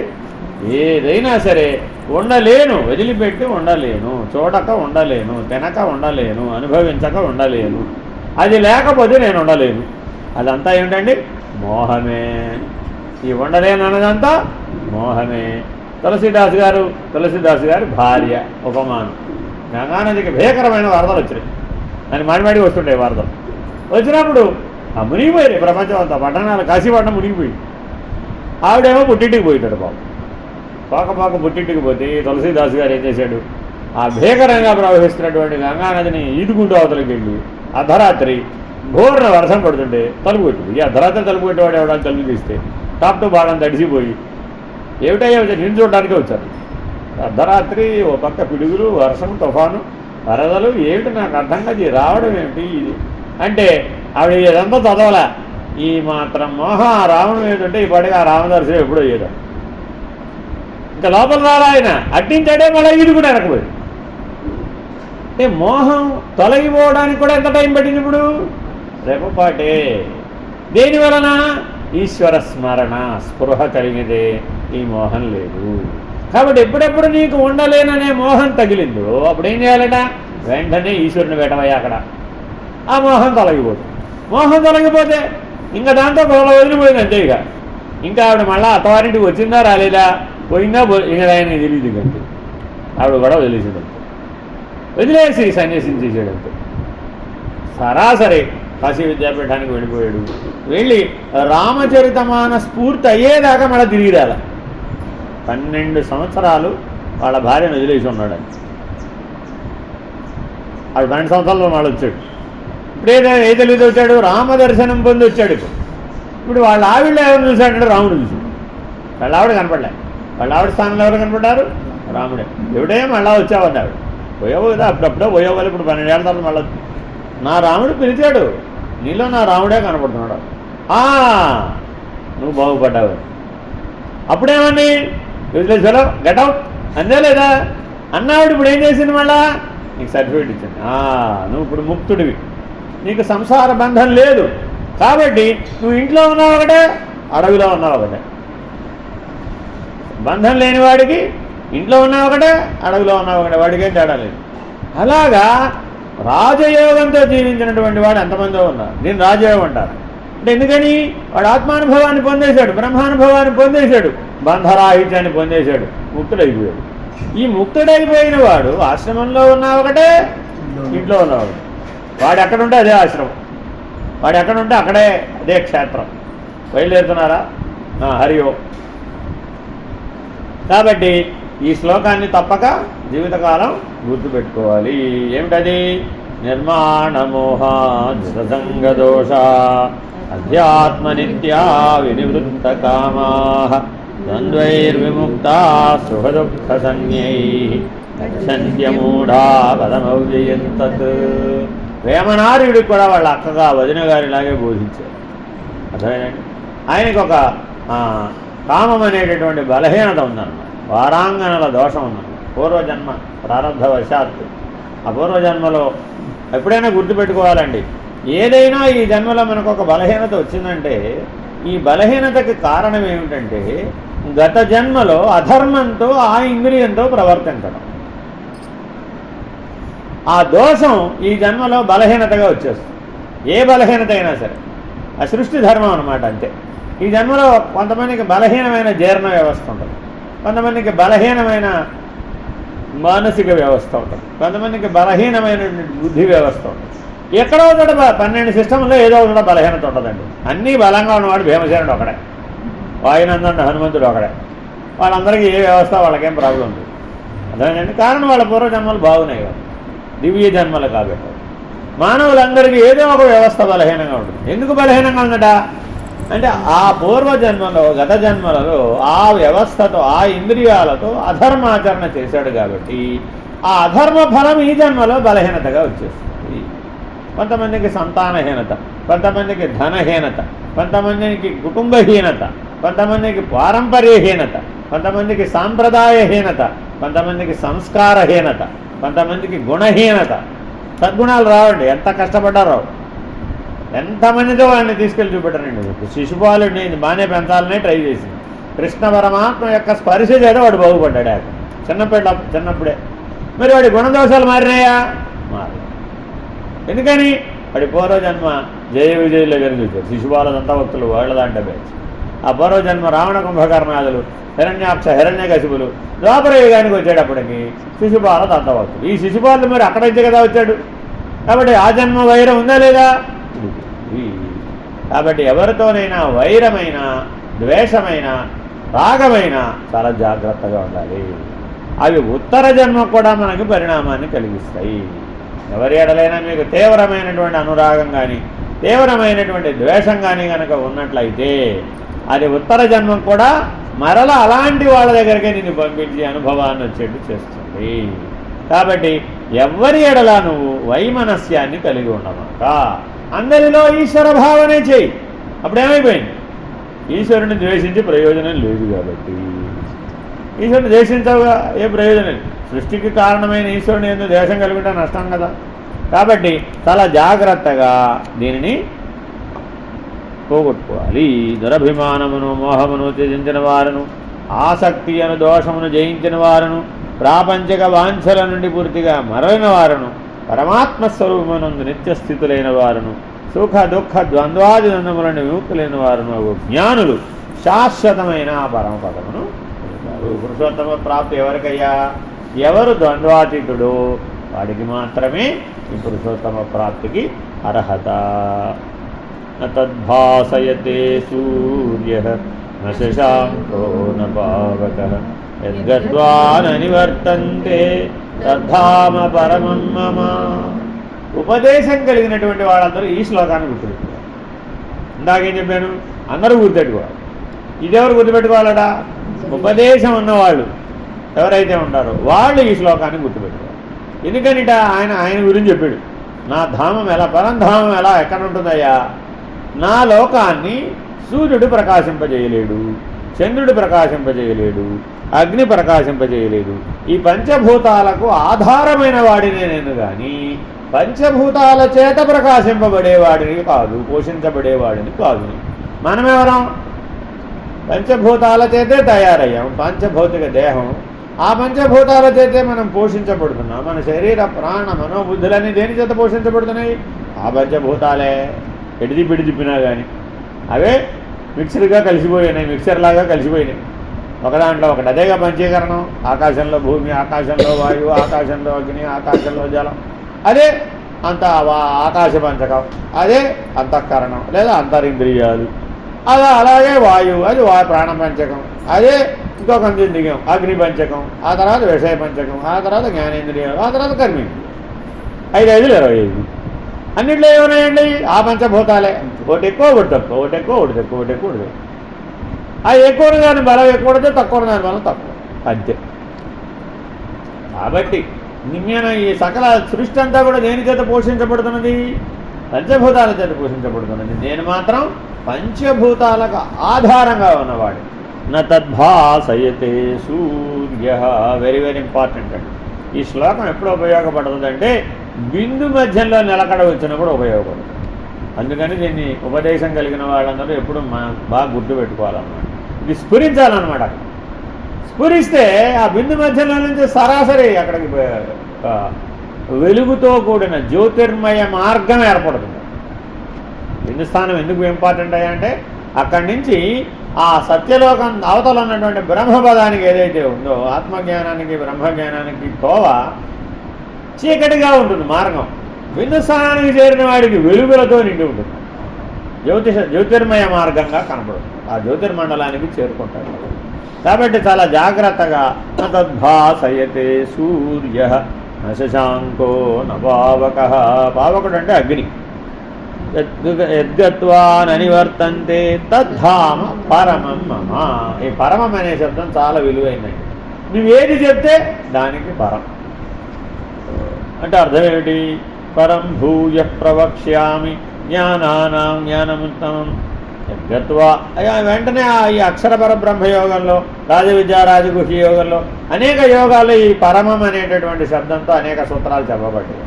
మీకు ఎప్పుడైనా వీలున్నప్పుడు భగవద్గీతకి దగ్గర పెట్టుకుని ఎక్కడెక్కడ ఈ పరమం అనేది చెప్పారో ఎత్తు రాసుకోండి. అవన్నీ కూడా అవతలకి అధిగమించడానికి ఉపయోగం. స్వయం ప్రకాశ స్వరూపమైన నా పరంధామమును సూర్యుడు కానీ చంద్రుడు కానీ అగ్ని కానీ ప్రకాశింపజేయజాలరు. అట్టి పరంధామమును చేరిన పుణ్యాత్ములు మరల ఈ జగత్తున ప్రవేశించరు. పునరావృత్తి రహిత శాశ్వత నిత్య నివాసము అనగా కర్మవశాత్తు జన్మింపరు. ఎలా జన్మింపరు? కర్మవశాత్తు పుట్టడిగా. త్రిగుణములు దాటేశాడు కదా, ద్వంద్వాలు దాటేశాడు కదా, మోహాన్ని పోగొట్టుకున్నాడు కదా. కాబట్టి సత్సంగత్వే నిస్సంగత్వం, నిస్సంగత్వే నిర్మోహత్వం, నిర్మోహత్వే నిశ్చలతత్వం. ఏమంటే నేను మన వాళ్ళందరూ మన ఏదో ప్రొఫైల్ రాసినప్పుడు రాశారు, నేను 16 ఏళ్ళ నుంచి వెళ్తున్నానండి, 18 ఏళ్ళ నుంచి వెళ్తున్నానండి, 3 ఏళ్ళ నుంచి వెళ్తున్నానండి, 30 ఏళ్ళ నుంచి వెళ్తున్నానండి. మరి ఇన్ని సంవత్సరాలు సత్సంగం చేస్తే ఏమై ఉండాలి? సత్సంగత్వే నిస్సంగత్వం అయి ఉండాలి. ఆ నిస్సంగత్వం నిర్మోహత్వం అయి ఉండాలి. మరి ఏం సాధించారని యాక్చువల్గా దాన్ని చివరి ఇంకో కాలం పెట్టాలి. మీరేం సాధించారు? అప్పుడు ఏం రాశారో తెలిసేది. పెట్టేప్పుడు అది పెట్టలేదయ్యా, అది పెట్టేసేట్టే తెలిసేది మీరేం సాధించారు అని. ఎందుకని ఏం రాయాలి అప్పుడు అక్కడ? నువ్వు ఇదే రాయాలి. మరి ఆ సత్సాంగత్యం వల్ల ఏమిటి నీకు ప్రయోజనం? నిస్సంగత్వం వచ్చిందా రాలేదా? నిర్మోహత్వం వచ్చిందా రాలేదా? నిశ్చలతత్వం వచ్చిందా రాలేదా? జీవన్ముక్తి లభించిందా లేదా? 4 ప్రయోజనాలు సత్సంగానికి, అంతకుమించి లేవండి. స్థూలంలో నిస్సంగత్వం, సూక్ష్మంలో నిర్మోహత్వం, కారణంలో నిశ్చలతత్వం, మహాకారణంలో జీవన్ముక్తి. చాలా గొప్పగా చెప్పాడు ఆ సూత్రం. సూటిగా అందించేసాడండి. స్థూలంలో ఎలా అధిగమించిన వాడట? నిస్సంగుడు. మనకి ఏది నాది అనిపించదు. ఎందుకని? నేను లేదు కాబట్టి. అహంకారమును పూర్తిగా తుడి చేశాడు కాబట్టి నాది అనేది వాడికి స్ఫురించదు. ఏమండి మీదే? నాదేమీ లేదు, అంతా పరమాత్మ. అది నిస్సంగత్వం. తర్వాత ఏమైంది? సూక్ష్మంలో నిర్మోహత్వం. ఇక్కడ నాది అనే వ్యవహారం లేదండి. ఆ నేననే అహంకారాన్ని తీసేసామండి. అప్పుడు మోహం పోవడానికి వాడేటి? జీవుడేడి? జీవుడు ఉంటేగా వాడికి మోహం అనే లక్షణం కలగడానికి. జీవుడే ఎగిరిపోయాడు. జీవభావం ఎగిరిపోయింది, పూర్తిగా నశించిపోయి దైవీ భావనలో మగ్నత చెందేశాడు, ఈశ్వర భావంలో మగ్నత చెందేశాడు, పరమాత్మ భావంలో మగ్నత చెందేశాడు, మునిగిపోయాడు. ఇక్కడ సంసారంలో ఎట్లా మునిగిపోయాడో, ఇక్కడ ప్రపంచంలో ఎట్లా మునిగిపోయాడో, ఈ మునిగిపోయే లక్షణాన్ని పట్టుకెళ్ళి అక్కడ వాడాడు. మంచిదే, అర్థమైందండి. అదేగా తులసిదాస్ భార్య ఏం చెప్పింది? ఈ మోహము నా మీద బదులు రాముడి మీద నువ్వు పెట్టుకుని ఉంటే రామదర్శనం అయిపోయింది భార్య. అంత గొప్పగా ఉపదేశించిందో. అలాగా నిర్మాణ మోహ తిరిపేశాడు. అంతే. తిప్పితే ఏమైపోయింది? నిర్మోహి. సూక్ష్మంలో ఏమవ్వాలండి? నిర్మోహి. స్థూలంలో ఏమవ్వాలి? నిస్సంగుడు. అర్థమైందండి. అదే కారణంలో ఏమవ్వాలి? నిశ్చలం. ఎందుకనిట? అజ్ఞానం, అవిద్య, అహంకారం, అవివేకం చేత కదిలిపోతూ ఉన్నట్టే ఎంతసేపు. మనం ఏదైనా జరిగితే ఏమైపోతున్నామండి? మనల్ని ఎవరైనా కదలచాలంటారా? మనమే కదిలిపోతున్నాం. అక్కడెక్కడో ఏదో జరిగిందన్న వార్త విన్నామండి. ఏం చేసాం? వెంటనే పరుగున పరిగెట్టేసాం కదిలిపోయి. ఎందుకని? అవిద్య, అజ్ఞానం, అహంకారం, అవివేకం. కారణ శరీరంలో ఉన్నామని ఈ 4. కాబట్టి చాలా జాగ్రత్తగా ఆ కదిలిపోయే లక్షణాలను పోగొట్టుకోవాలి. చెలించే లక్షణాన్ని పోగొట్టుకుని నిశ్చలమైనటువంటి స్థితికి చేరుకున్నవాడు ఎవడో మహాకారణంలో వాడు ఏమైపోయేటప్పుడు అది బంధమే లేదు, జీవన్ముక్తుడే. తేలిగ్గా చెప్పేశాడు అనమాట. ఇది సులభమైన మార్గం. త్వమైవాంశో జీవలోకే జీవభూత సనాతన మనఃష్ఠాని ఇంద్రియాణి ప్రకృతిస్థాని కర్షతి. ప్రాణిలోకమున, మన లోకం పేరు ఏంటండి? ప్రాణిలోకం అని. ప్రాణులే, బల్లులు, పిల్లులు ఏవైనా తీసుకోండి. అవన్నీ ఏమిటి? నల్లులు, బల్లులు, పిల్లులు, లూలు, ఏదైనా సరే అన్ని ప్రాణులు. ప్రాణము కలిగినవన్నీ ప్రాణులే. అంటే ప్రాణులు ఉన్నటువంటి లోకము ప్రాణిలోకము. ఈ దేహమునందున్న సనాతనమైన జీవాత్మ నా అంశయే. Very very important. ఇదే సీతారామాంజనేయ సంవాదంలో హనుమంతుడు చెప్పే స్థూల బుద్ధి. మనకి బుద్ధి 3 స్థాయిలో ఉండదట. స్థూలం, సూక్ష్మం, కారణం. అర్థమైందండి. స్థూలం నేనన్నావు అనుకోండి, నేను నీ అంశనే. మనం ఎవరందరూ ఎవరి బిడ్డలు? ఈశ్వరుని బిడ్డలే, దేవుని బిడ్డలే, పరమాత్మ బిడ్డలే. అప్పుడు మనలో ఏ అంశం ఉన్నది? ఆ ఈశ్వరాంశే, ఆ పరమాత్మంశే. అర్థమైందండి. సూక్ష్మం అక్కడేమిటి?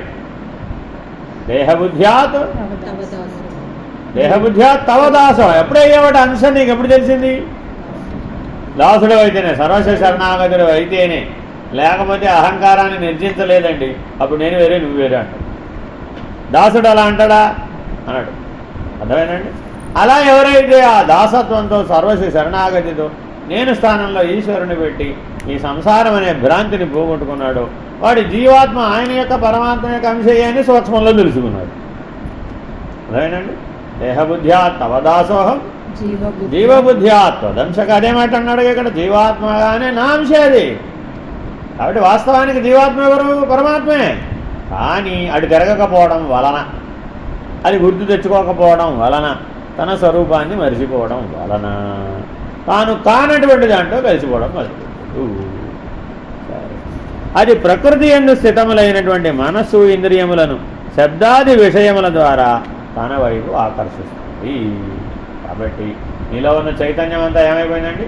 ఇంద్రియాల ద్వారా విషయాలలో ప్రవేశించి ఆ విషయాల యందు కలిసిపోయి కర్మను ఆచరించి ఆ కర్మబంధం ద్వారా వచ్చినటువంటి ఫలితాలైన ద్వంద్వానుభవాలను సత్యం అనే భ్రాంతి చెంది ఇలా ఏర్పడిందంట సంసారం.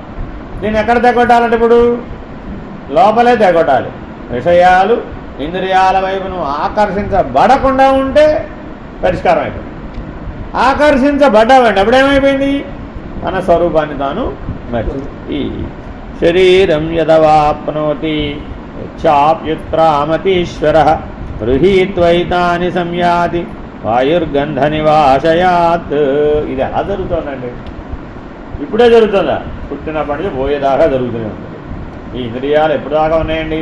పుట్టినప్పటి నుంచి పోయేదాకా ఉన్నాయి. ఆ విషయాలు ఎప్పటిదాకా ఉన్నాయండి? పుట్టినప్పటి నుంచి పోయేదాకా ఉంది. ఆ ప్రపంచం ఎప్పటిదాకా ఉందండి? పుట్టక ముందు నుంచి ఉంది, పోయిన తర్వాత కూడా ఉంది. శరీరం పుట్టక ముందు ప్రపంచం ఉంది, శరీరం పోయిన తర్వాత కూడా ఉంది.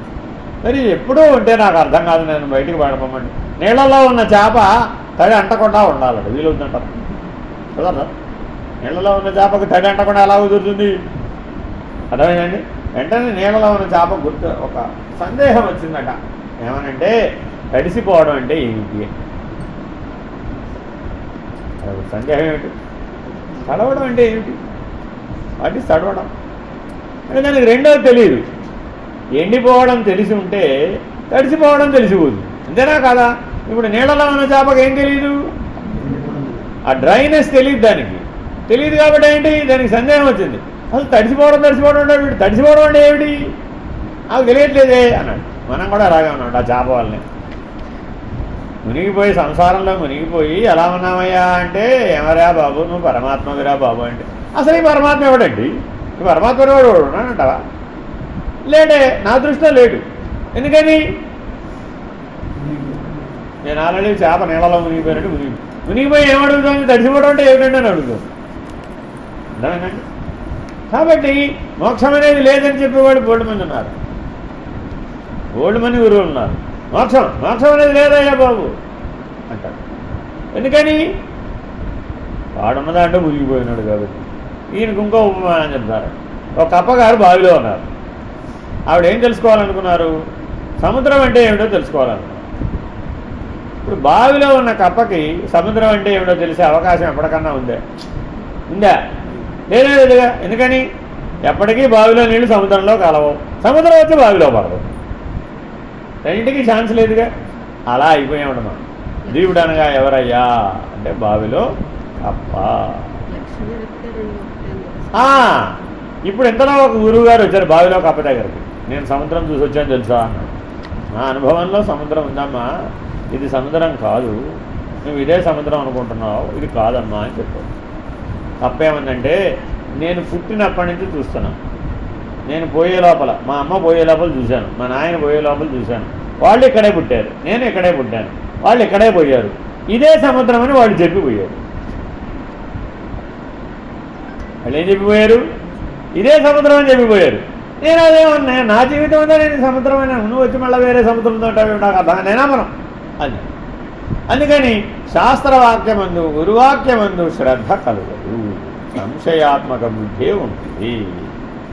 సరే అయితే ఇట్లా కాదు, కానీ నీకు ఒకసారి సముద్రాన్ని చూపిస్తే తప్ప నీకు తెలిసే అవకాశం లేదు అని గురువుగారు ఏం చేశాట, ఈ కప్పగారిని తీసుకుని ఒక బకెట్ నీళ్ళలో కప్పగారిని వేసుకుని సరాసరి సముద్రాన్ని పట్టుకుని సముద్రంలో పరిచాడు. ఈ కప్పను పట్టుకు ఏమైపోయింది అప్పుడు దాని పరిస్థితి? ఏమైపోయింది దాని పరిస్థితి? ఇప్పుడు ఇంకేమి దాని మంచినీళ్ళలో బతికేది కదా, ఉప్పు నీళ్ళలో బతకలేదు. అది వెంటనే బయటకు వచ్చేసింది. నాకొద్దు బాబాయ్ ఈ సముద్రం, నేను ఉండలేదు, నేను బతకలేను, నేను పోతా, నేను ఉండలేను. సముద్రం తెలియదు అన్నావు కదా, మరి నీకు అనుభవం ఎలా వస్తుంది? మరి సముద్రంలో పడేస్తే నీకు అనుభవం వచ్చింది. ఇప్పుడు సముద్రం ఉందని ఒప్పుకుంటావా లేదా? ఓ ఒప్పుకున్నానండి బాబోయ్ మహానుభావ, ఆ సముద్రం నా వల్ల కాదు బాబోయ్ ఆ సముద్రం. అందుకని ఏం చేస్తామంటే మిమ్మల్ని కూడా ఈ కప్పను తీసుకెళ్ళి సముద్రంలో పడేసినట్టుగా మీ మనసును ఎప్పుడో ఒక సందర్భం వచ్చినప్పుడు, ఈశ్వరానుగ్రహం కలిసి వచ్చినప్పుడు కట్టేస్తాం. తిరిగే మనసుని తిరగకుండా కట్టేస్తామండి. కట్టేయగానే మీరు వెలవెల్లాడిపోతారు. ఆ కప్ప అయితే సముద్రంలో పడగానే వెలవెల్లాడిపోయిందో, మీ మనసు కట్టుబడగానే మీరు దారుణమైన దుఃఖాన్ని పొందుతారు. ఎంత దారుణమైన దుఃఖాన్ని పొందుతారయ్యా అంటే ఏం చేయాలో తెలియదు మీకు. అంతే, మనసు పనిచేయదు. మనసు పనిచేయకపోతే ఇంద్రియాలు పనిచేయవు. ఇంద్రియాలు పనిచేయకపోతే ప్రపంచం తెలియదు. ప్రపంచం తెలియకపోతే విషయాలు తెలియదు. ప్రపంచం, విషయాలు, ఇంద్రియాలు ఏవి పని చేయకపోతే 24 గంటలు ఏం చేయాలి తెలియదు మీకు. అసలు ఊరికే ఊహిస్తూ ఉంటారు. అంతే, మీరు ఊహించినంతకాలం బావిలో కప్ప బాగానే ఉంటుందండి. అర్థమేనండి? నిజంగా ఒక సందర్భం వస్తుందండి. వచ్చినప్పుడు ఈశ్వర అనుగ్రహం మీకు ప్రాప్తించినప్పుడు ఈశ్వరీయమైనటువంటి జ్ఞానం మీకు ఏ ఒక్క రెపపాటు కలిగినా మీ మనసు కట్టుబడిపోగానే మీరు సముద్రంలో పడిపోతారు. ఏ సముద్రంలో? ఈశ్వరుడు అనే సముద్రంలో పడతారు వీళ్ళు. అక్కడ మీకేం పని లేదు, అసలు మీకేమీ పని చెప్పరు, నీకెవరు నేను పిలవరు, పట్టించుకోరు. సముద్రం ఎంత పెద్దది, అందులో ఈ కప్ప ఎంత, ఎవరు పట్టించుకుంటారు? అక్కడ తిమింగలానే ఎవరు పట్టించుకోరు, ఈ కప్పగారిని ఎవరు పట్టించుకుంటారు? బావిలో కప్ప చాలా విశేషం, అంతేనా కదా? ఈ విశేషానికి అలవాటు పడి ఆ ఏమీ పట్టించుకోనటువంటి స్థితికి నిన్ను చేర్చేస్తే నీ విశేషాలన్నీ ఒకసారే పడిపోతాయి. నీ గురించి నువ్వు చెప్పుకున్న అన్ని విశేషాలు ఒకసారే పడిపోతాయి. అప్పుడు ఏమైపోతావు? మనసులో ఒక శూన్యత్వ స్థితి ఏర్పడుతుంది. ఆలోచనారహిత స్థితి అని అంటాం సాధనపూర్వకంగా వచ్చిన అటువంటి ఆలోచనారహిత స్థితి ఎప్పుడైతే శూన్యత్వ స్థితి ఏర్పడిందో నీకు ఏం చేయాలో తెలియదు, దిక్కు తోచదండి. ఇక కనీసం తూర్పు ఏదో పడమరేదో, నిద్రపోతున్నావో మేల్కొన్నావో, అసలు కలగంటున్నావో, ఏం చేస్తున్నావో ఏమీ తెలియదు. తింటున్నాడో, లేచాడో, పడుకున్నాడో, అనారోగ్యం వచ్చిందో, రాలేదో, ఏమైందో డాక్టర్ గారికల్లా ఏమీ చెప్పలేడు. ఏమైందయ్యా నీకు? పక్కాడు చెప్పాల్సింది, నువ్వు చెప్పలేవు కదా. ఎందుకని ఏ వ్యవహారమైనా మనసుతోనే లింక్ అయ్యింది. ఆ మనసు అన్న లింక్ తీసేస్తే అప్పుడు నేను తీసుకెళ్ళి సముద్రంలో పడేసేస్తాను. ఇంకంతే, చైతన్య మహాసముద్రంలో పడేసేస్తాను. ఆ చైతన్య మహాసముద్రంలో అబ్బో 14 లోకాలు, వ్యవహారం ఏమిటి, ఎంతమంది దేవతలు, ఎంతమంది రాక్షసులు, ఎంతమంది యక్షులు, ఎంతమంది భూతగణాలు, ఎంతమంది భూత ప్రేత పిశాచాదులు, గంధర్వాదులు, యక్షులు, కిన్నెరలు, కింపురుషులు, ఆ 14 లోకాలనే చైతన్య మహాసముద్రంలో వీళ్ళంతా ఉంటారు. వీళ్ళందరిలో నువ్వు ఎంత అంటావు? నేను గొప్ప అని ఏమని పట్టుకుని వీళ్ళ మధ్యలో పడేస్తారు. ఏమైపోతాడు అప్పుడు వీడు?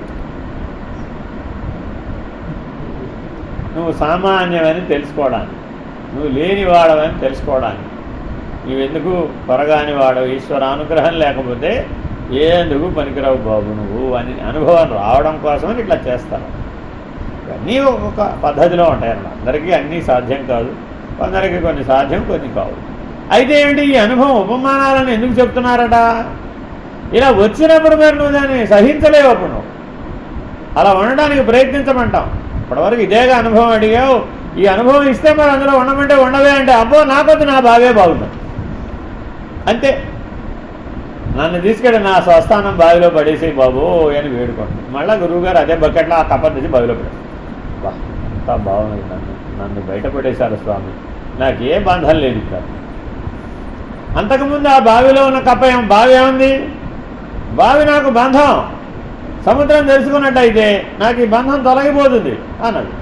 సముద్రం అనే అనుభవం వచ్చేటి చేశాం, రాగానే ఈ బావి అనే బంధం తొలగి మళ్ళా తెచ్చి నిన్ను బావిలోనే పడేస్తే ఆ సంసారమే నీకు బంధరాహిత్యంగా కనపడుతుంది. అసలు బంధమే లేదంటే నేను సముద్రంలో ఉంచాం, మళ్ళీ తెచ్చి ఏం చేస్తాం? నువ్వు ఎక్కడి నుంచి అయితే వచ్చావో మళ్ళీ అక్కడే పడేస్తావు.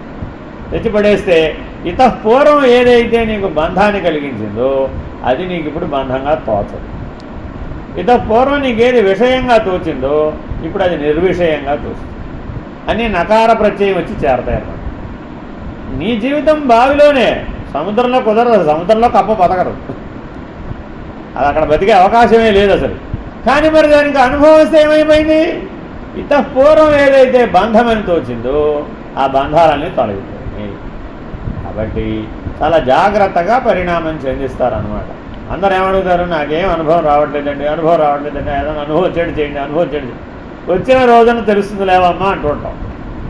అంటే ఆ సంసిద్ధత రాకుండా చేసామనుకోండి ఉక్కిరి బిక్కిరి అయిపోతుంది వ్యవహారం. మళ్ళీ తెచ్చి వెనకాల పడేసే అవకాశం ఉండొచ్చు, పోలేకపోవచ్చు. అందుకని చాలా జాగ్రత్తగా చేస్తాడనమాట ఈ పని ఈశ్వరుడు. అర్థమేనండి? సో కాబట్టి ఇవన్నీ ఇందులో ఉన్నాయి. మనశ్షష్ఠాని ఇంద్రియాణి ప్రకృతిస్థాని కర్షతి అన్న దాంట్లో ఈ మెలిక ఉందండి.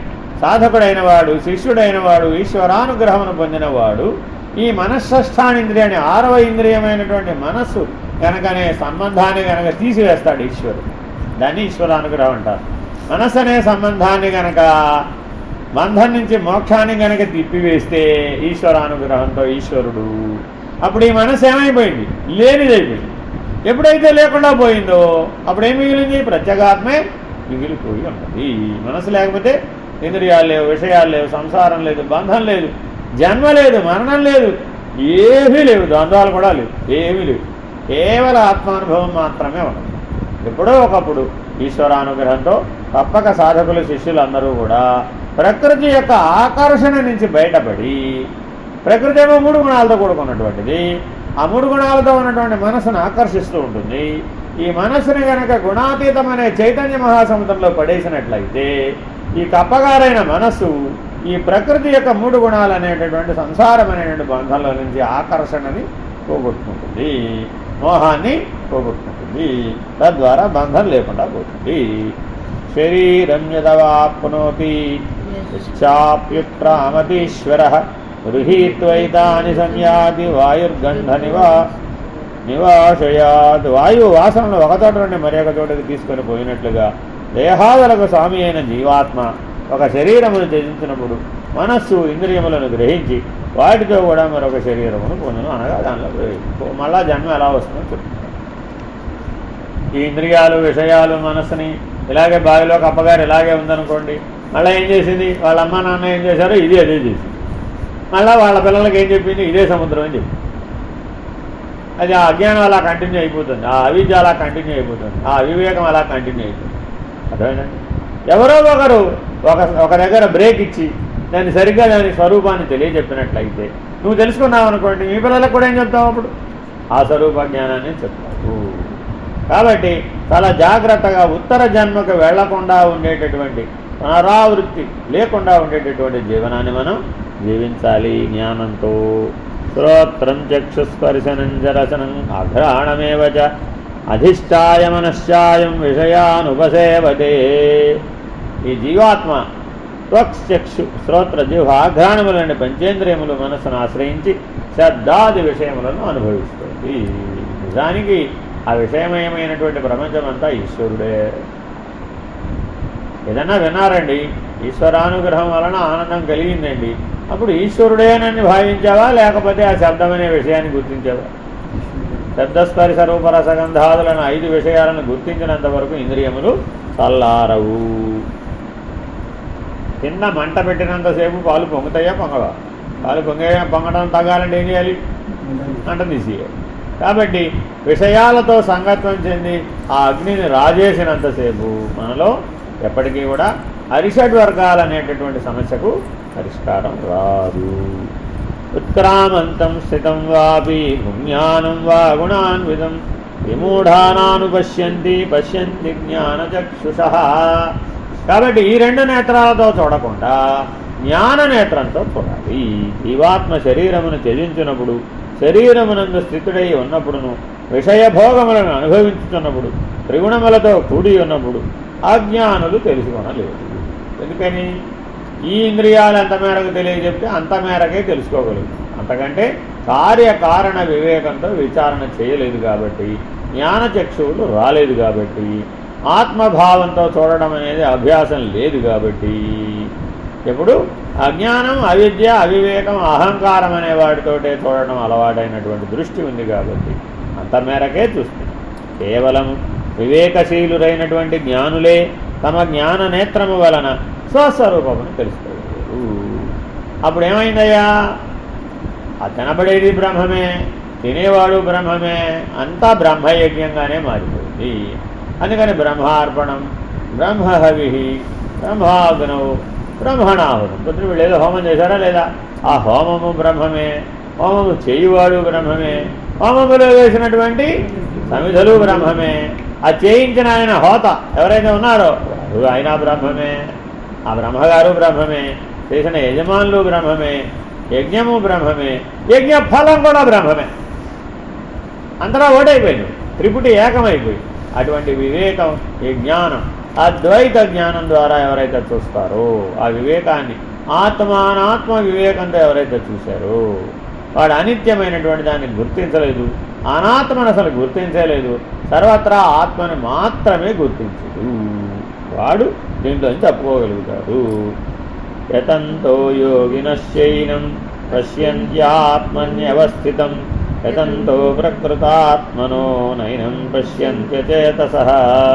అంతఃకరణ శుద్ధి గల యోగులు తమ హృదయమునందున్న ఈ ఆత్మతత్వమును ప్రయత్నశీలురై తెలుసుకొనగలరు. కానీ అంతఃకరణ శుద్ధి లేని అజ్ఞానులు ఎంతగా ప్రయత్నించియు ఈ ఆత్మను తెలుసుకొనగలరు. మనం ఇంద్రియాలు, విషయాలు, గుణాలు, అనేకత్వం అనేటటువంటి దృష్టి ఉన్నట్లయితే మనం ఎప్పటికీ ఈ ఆత్మను తెలుసుకోలేము.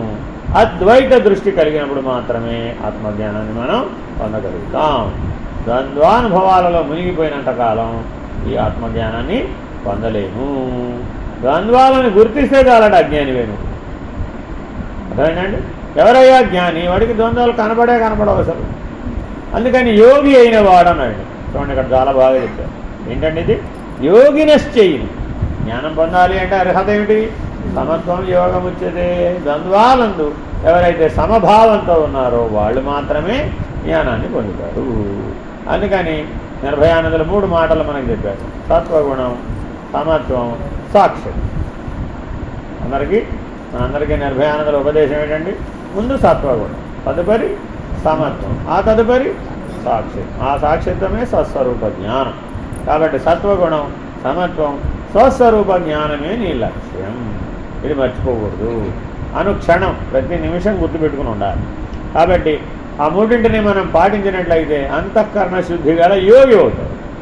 ఆ యోగం వల్ల, ఆ దృష్టి వలన నీకు ఆత్మజ్ఞానం కలుగుతుంది. యదాదిత్యగతం తేజో జగద్భాసయతే అఖిలం యచ్చంద్రమసేచ్చాగ్నౌ తత్తేజో విద్ధి మామకం. సమస్త జగత్తును ప్రకాశింపజేయి సూర్యుని తేజస్సును, అటులనే చంద్రుని తేజస్సును, అగ్ని తేజస్సును నా తేజస్సే అని ఎరుగుము. ఎక్కడెక్కడైతే ప్రకాశం కనబడినా ఆ ప్రకాశం అంతా ఎవరిది? పరమాత్మదే. పరమాత్మ ఇప్పుడు ఏ స్వరూపంతో ఉన్నాడు? ప్రకాశ స్వరూపుడే ఉన్నాడు, చిత్ స్వరూపుడే ఉన్నాడు. చైతన్యం అంటే ప్రకాశమే. కాబట్టి ఎక్కడెక్కడ చైతన్యం కనబడితే అక్కడక్కడల్లా ప్రకాశమే. అర్థమైందండి? మీరు ఏ వంకాయలు కొంటారు? వెలిగిపోయే వంకాయలు కొంటారా? వాడిపోయిన వంకాయలు కొంటారా? నిగనిగలాడు. ఏమిటా నిగనిగలాడవు? జీవం. వాటిలో జీవం ఉందన్నమాట. జీవం అంటే ఏమిటి? చైతన్యమే. అర్థమైందండి? మనం ఉన్నామండి, ఐసీయూలో పడుకున్నాడు వీడు. వెళ్ళి ఏమైపోయాడు వీడు? ఇప్పుడు నిగనిగలాడుతూ ఉంటాడంటావా? అర్థమైందండి? అట్లా ఉంటాడా? రేపో మాపో పోతాడు అన్నాడండి. ఈ రేపో మాపో పోతాడనే దశలో ఉండి వాడిలో ఉన్న కళ అంతా ఏమైపోయింది? జీవకళ అంతా వెళ్ళిపోయి నిర్జీవ కళ ఆశ్రయించేస్తుంది. అర్థమైందండి? శవానికి కళ్యాణం చేయడం కుదురుతుంటారా? కుదరదా? శివానికి కుదురుతుంది కానీ శవానికి ఎలా కుదురుతుందండి? ఎవరైనా శివ కళ్యాణం చేస్తారు కానీ శవ కళ్యాణం చేయడం కుదురుతుందా? కుదరదు కదా. కాబట్టి ఇప్పుడు నిజంగా కళ్యాణం ఎవరికి? ఈశ్వరుడికే. నీవు పెళ్లి చేసుకుంటే, నేను పెళ్లి చేసుకున్నానని అనుకుంటే అది శవ కళ్యాణం అవుతుంది కానీ శివ కళ్యాణం కాదు. ఎందుకని? శరీరాలకు పెళ్లి చేయడం కుదరదయ్యా బాబు. ఎందుకని? జీవ చైతన్యం, ఆ జీవ చైతన్యం తన మూలమైనటువంటి పరమాత్మ చైతన్యాన్ని గుర్తించడానికి మరొకరి సహాయాన్ని స్వీకరిస్తుంది. అది కళ్యాణం అంటే అక్కడ అర్థం. కళ్యాణ దృష్టితో జీవించడం. అర్థమైందండి? ఆ గృహస్థాశ్రమ స్వీకారం అంటే ఏమిటి? ఇద్దరూ కలిసి మోక్షం పొందడానికి ప్రయత్నిస్తామని అగ్నిసాక్షిగా ప్రమాణం చేశారు. తర్వాత జీవితంలో మాత్రం ఏం చేశారు? అది పోయింది. ఆ లక్ష్యం పోయింది. ఇటు తిరిగిపోయారు. అహంకారము, మమకారము, వాసనాత్రయం అనే వైపు తిరిగిపోయాడు. తద్వారా ఏమైపోయాడు? జీవభావంలోనే స్థిరపడిపోయి అజ్ఞాన దృష్టితో వ్యవహరించడమే అలవాటు పడిపోయాడు. అందువల్ల యోగి అనే లక్షణం పోయింది. ఎప్పుడైతే నీకు యోగి అనే లక్షణం పోయిందో ఈ భోగం బలంగా పెరిగిపోయింది. అదే యోగి అనే దృష్టి బలంగా ఉంటే ఈ భోగం తగ్గిపోతుంది. అప్పుడు ఆ యోగి దృష్టికి జ్ఞానం పొందడం సులభమైంది. కాబట్టి మఠమట మనం ఏ ఆశ్రమ ధర్మంలో అయినా ఉండండి, మీరు తప్పక యోగులుగా జీవించండి, జ్ఞానాన్ని పొందండి. గామా విశ్వచ భూతాని ధారయామ్యహమోజస ఉష్ణామి చౌషధీ సర్వా సోమో భూత్వా రసాత్మక. మళ్ళా సృష్టి యొక్క ధర్మాన్ని చెప్తున్నారు. పృథ్వీ ఎందు ప్రవేశించి నేను నా శక్తి ద్వారా సకల భూతములను ధరించి పోషించుతున్నాను. రసస్వరూపుడనై అనగా అమృతస్వయుడైనటువంటి చంద్రుడనై ఔషధాలకు అనగా వనస్పతులన్నింటికి పుష్టిని చేకూరుస్తున్నాను. చూడండి మీరు, మన భూమి మీద ఏ రకమైన మీకు ఆనందం కలగాలన్న ఆనందకారకుడు ఎవరయ్యా అంటే మనఃకారకుడు చంద్రుడు, శుక్రుడు. ఆ శుక్రగ్రహము ఈ చంద్రుడు ఈ ఇద్దరు కలిసి నీకు ఆనందకారకుడు అవుతున్నారు. కాబట్టి ఆ రసస్వరూపం అంతా కూడా వాళ్ళ చేత పోషించబడుతుంది. మీరు పౌర్ణమి నాడు చూస్తే పక్కనే నక్షత్రం కనబడుతుంది, వెలిగిపోతూ కనబడుతుంది, శుక్రుడు అన్నమాట గ్రహం అని. కాబట్టి జాగ్రత్తగా గమనిస్తే ఆ గ్రహగతుల చేత ఈ జీవగతులన్నీ పోషించబడుతుంది. మన ఇంద్రియాలన్నీ కూడా ఆ గ్రహ బలాల చేతే పోషించబడుతుంది, ఆ ఇంద్రియాధిష్టాన దేవతల చేతే పోషించబడుతుంది. కానీ ఎవరికి వాళ్ళని అనుకున్నామంటే ఇవాళ పులిహార తిన్నాను కాబట్టి బాగున్నాను అనుకుంటున్నాను. నన్ను పోషించేది పులిహార దద్దోజనమైనా అవుతుంది. నువ్వు ఎంత పులిహార దద్దోజనం తిన్నా ఆ ఇంద్రియాధిష్టాన దేవతల అనుగ్రహం లేకపోతే, ఈశ్వర అనుగ్రహం లేకపోతే అది నువ్వు సాధించలేవు, అనుభవించలేవు, పొందలేవు. అందుకని వెంటనే చెప్తున్నాడు, నేను ఈ సృష్టిని ఇలా సృష్టిస్తున్నాను, పోషిస్తున్నాను, లయింపజేస్తున్నాను. ఆ సృష్టి స్థితి లయములు నా యొక్క కార్యం అని తెలుసుకో. ఆయన యొక్క కార్యానికి మనం వెళ్ళడం నువ్వు అంతేనా కదా. నిన్న రామక్క గారు ఎక్కడికో వెళ్ళారండి, ఆయన కూడా వెళ్ళిపోయాడు. సృష్టి ధర్మం అని ఊరకుండా అయిపోయేది. పొద్దున్నే సాయంత్రం దాకా ఏడిచిందట, రాత్రి మగళ్ళు తలనొప్పి వచ్చేసి. ఎందుకని ఈశ్వర కార్యాన్ని ఒప్పుకోలేదు. నేను ఒప్పుకోను అన్నాడు. నేను ఒప్పుకోనంటే అవును అనుభవించాల్సింది ఎవరు? ఆ దుఃఖాన్ని, దానివల్ల వచ్చినటువంటి తాపాన్ని అనుభవించవలసింది ఎవరంటే నీవే. కాబట్టి సృష్టి ధర్మాన్ని నువ్వు వ్యతిరేకించి సాధించేది ఏమీ లేదు. నీలో పరమాత్మ ఎక్కడున్నాడు అని నీకు సందేహం రావచ్చు. వెంటనే అహం వైశ్వానరో భూత్వా ప్రాణినాం దేహమాశ్రిత ప్రాణాపాన సమాయుక్త ప్రజామ్యన్నం చతుర్విధం. ఏమయ్యా గాలి తీసుకుంటున్నావు కదా, ఆ గాలి 5 పనులు చేస్తోంది కదా, ఆ గాలి చేత 5 పనులు చేయిస్తున్నవాడు ఎవడు? నువ్వేనా? నీ తెలివేనా? అసలు నీకు 5 అవుతుందని నీకు తెలియదు. ఆ ప్రాణపంచకాన్ని గుర్తెరగడమే చేత కాదు నీకు. ప్రాణం అపానం ఎలా అయింది తెలీదు, అది సమానమై ఎలా పంచిపెట్టింది అది తెలీదు, వ్యానమై నీ మనసును ఎలా పోషించింది అన్నిటినీ తెలిసే తెలివిగా ఎలా మారింది, ఆ తెలివి ఎక్కడి నుంచి సంపాదించావు తెలియదు నీకు. ఏది తెలియదు అంటే ఒకటే తెలుసు నీకు. అర్థమేనండి? ఎందుకని సూక్ష్మమైనవి ఏమీ నీకు తెలియదు, అంతా స్థూలమే. నీకు తెలిసినంత స్థూలమే. వంకాయ టెంకాయ అంటే చెప్తావు కానీ అది ఎలా పుట్టిందో తెలియదు, ఎలా పోషించబడిందో తెలియదు, ఎలా పోతుందో అంతగా తెలియదు. కాబట్టి ప్రతి ఒక్కరికి తెలియనిది ఏమిటయ్యా అంటే నీ మృత్యు ఎలా వస్తుందో చెప్పమను. ఎవరికి వాడికి నాయన నీ మృత్యు ఎలా వస్తుందో చెప్పంటే తెలియదు మొదలు. అన్నిటికీ తెలియదే. ఎన్ని ప్రశ్నలు వేదాంతంలో మీరు వేయండి, అన్నిటికీ తెలియదు. ఎందుకని? అవన్నీ ఈశ్వరుడి చేతిలో. ఆ స్థాయికి నీ తెలివి చేరితే తప్ప, ప్రజ్ఞ చేరితే తప్ప, బుద్ధి ఆ స్థాయిలో నిలబడితే తప్ప ఆ జ్ఞానాన్ని నువ్వు పొందలేవు. కాబట్టి నీ చేతిలో లేకుండా నీలో జరుగుతున్న సమస్త చర్యలు కూడా అవన్నీ నేనే చేస్తున్నాను. కాబట్టి నేను నీ శరీరంలో లేనంటావేమిటి నాకు అర్థం కాదు. నీ హృదయంలో తిష్ట వేసుకుని ఉండి నీ చేత కాని పనిని నేను చేస్తున్నాను. అహం వైశ్వానరో భూత్వ, నీ ఇష్టవచనమని లోపల పడేసి అరిగించవయ్యా అరిగేతవయ్యా అంటారు. ఏం తింటావో నీకే తెలియదు. అంతేనా కదా? ఏ పూట ఏం తింటాడో అడిగే తెలియదు, అన్నీ లోపల వేసేసాడు. మరి ఆ వైశ్వానరుడు అరిగిస్తేనే కదా, ఆ సమాన వాయువు పనిచేస్తేనే కదా.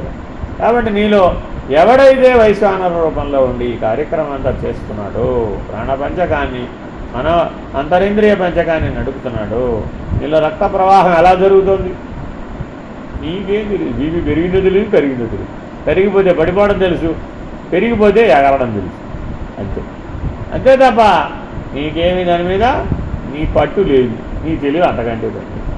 కాబట్టి నీ లోపల ఎన్నో జరుగుతూ ఉన్నాయి. ఆ జరుగుతున్నవన్నీ నడుపుతున్నవాడెవడో ఆ జీవాత్మ ఈశ్వరుడే. వాడి యొక్క స్వరూపం ఏంటండి? ఈశ్వరుడే. కాబట్టి సర్వప్రాణుల శరీరం నీలోనే కాదు, సర్వప్రాణుల శరీరం నందుండి అన్నీ ఆ పచనం చేసేవాడు, అరిగించేవాడు, శక్తిగా పదార్థాన్ని శక్తిగా మార్చేవాడెవడో, ఆ శక్తిని ఇంద్రియాలలో వినియోగించేవాడెవడో వాడే ఈశ్వరుడు.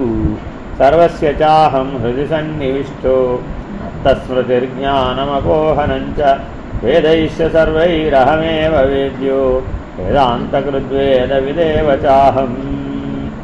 సమస్త ప్రాణుల హృదయములలో అంతర్యామిగా ఉన్నవాడను నేనే. నా నుండియే స్మృతి, జ్ఞానము, అపోహనము అంటే సందేహము తొలగించుట అనునవి కలుగుతుంది. వేదముల ద్వారా తెలుసుకొనదగిన వాడను నేనే, వేదాంతకర్తను వేదజ్ఞుడను కూడా నేనే. Very very important. ఎక్కడ జ్ఞానం కనబడ్డా ఆ జ్ఞానం ఏంటండి? బ్రహ్మస్వరూపమే, ఈశ్వరుడే, వేరుగా లేదు. ఎక్కడ విత్తనంలో కూడా జ్ఞానం ఉంది, ఈ అణువులో కూడా జ్ఞానం. కాబట్టి అణువు నుంచి మహత్తు దాకా జ్ఞాన రూపంలో ఎవడైతే వ్యాపించి ఉన్నాడో వాడే బ్రహ్మము, వాడే పరమాత్మ.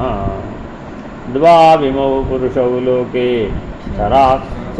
అక్షర ఏవ చ క్షరసర్వాణి భూతాని కూటస్థో అక్షర ఉచ్యతే. Very very important. కూటస్థుడే అక్షరుడు, పురుషోత్తముడు కాదు. పెద్ద చిక్కుందండి, ఓ మెట్టు ఎక్కించాడు. అంటే క్షరపురుషుడు అనగా ఎవరు? ఇప్పటి వరకు క్షరపురుషుడు అంటే ఎవరు అనుకున్నావు? జీవుని క్షరపురుషుడు అంటాడు. అక్షరపురుషుడు ఎవరు మరి? కూటస్థుడు అక్షరపురుషుడు. కాబట్టి ఈ జీవుడు అనే క్షరపురుషుడికి వీడు కూడా సాక్షే, వీడు ప్రత్యేగాత్మ. ఆయన ఎవరు? కూటస్థుడు పరమాత్మ. ఆ పరమాత్మే ఈ ప్రత్యేగాత్మ, ఈ ప్రత్యేగాత్మే ఆ పరమాత్మ. ఆ రెండు అభేదం, ఆ రెండు సాక్షి స్వరూపం, ఆ రెండు ప్రకాశ స్వరూపం.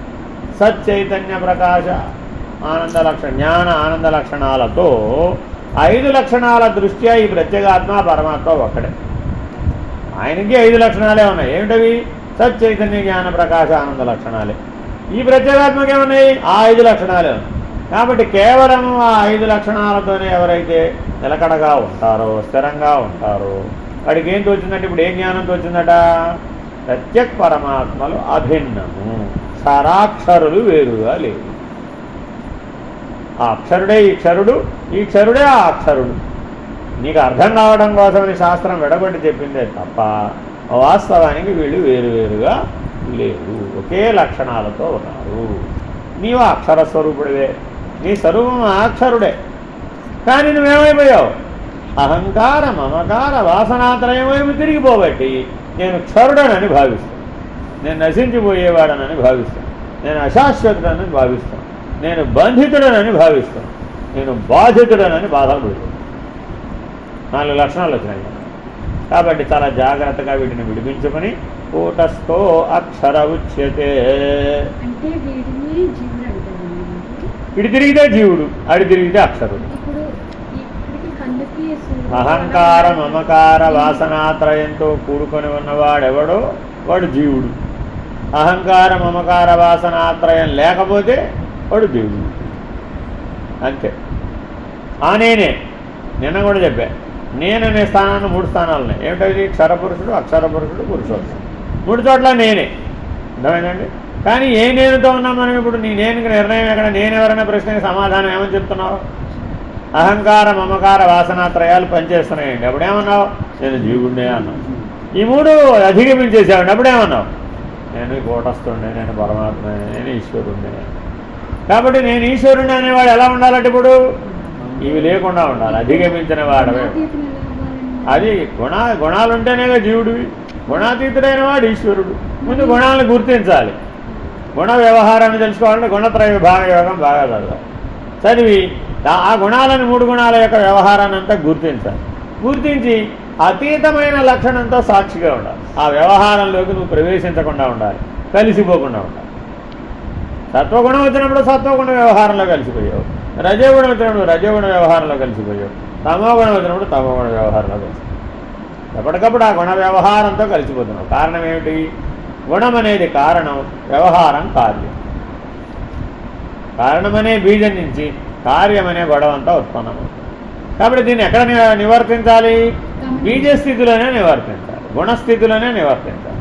ఏ గుణమైనా మనలో కదలగానే నేను ఈశ్వరుని కదా, నేను ఆత్మస్వరూపుణ్ణి కదా అని స్వరూపాన్ని గుర్తు తెచ్చుకోవాలి. నేను అక్షరుణ్ణి కదా, నేను కూటస్థుని కదా, నేను సాక్షిని కదా, నాకు ఈ గుణాలు లేవు కదా అని నీ అంతఃకరణానికి నీవే బోధించాలి గురువై. అప్పుడు ఏమైపోయింది? నీ మాట వింటే. వినకపోతే వినే రోజు వచ్చినవాడు చెప్తూనే ఉండాలి. అందుకని లాలయే చిత్త బాలకం. చిత్తాన్ని వినిపించాలంటే ఏం చేయాలి?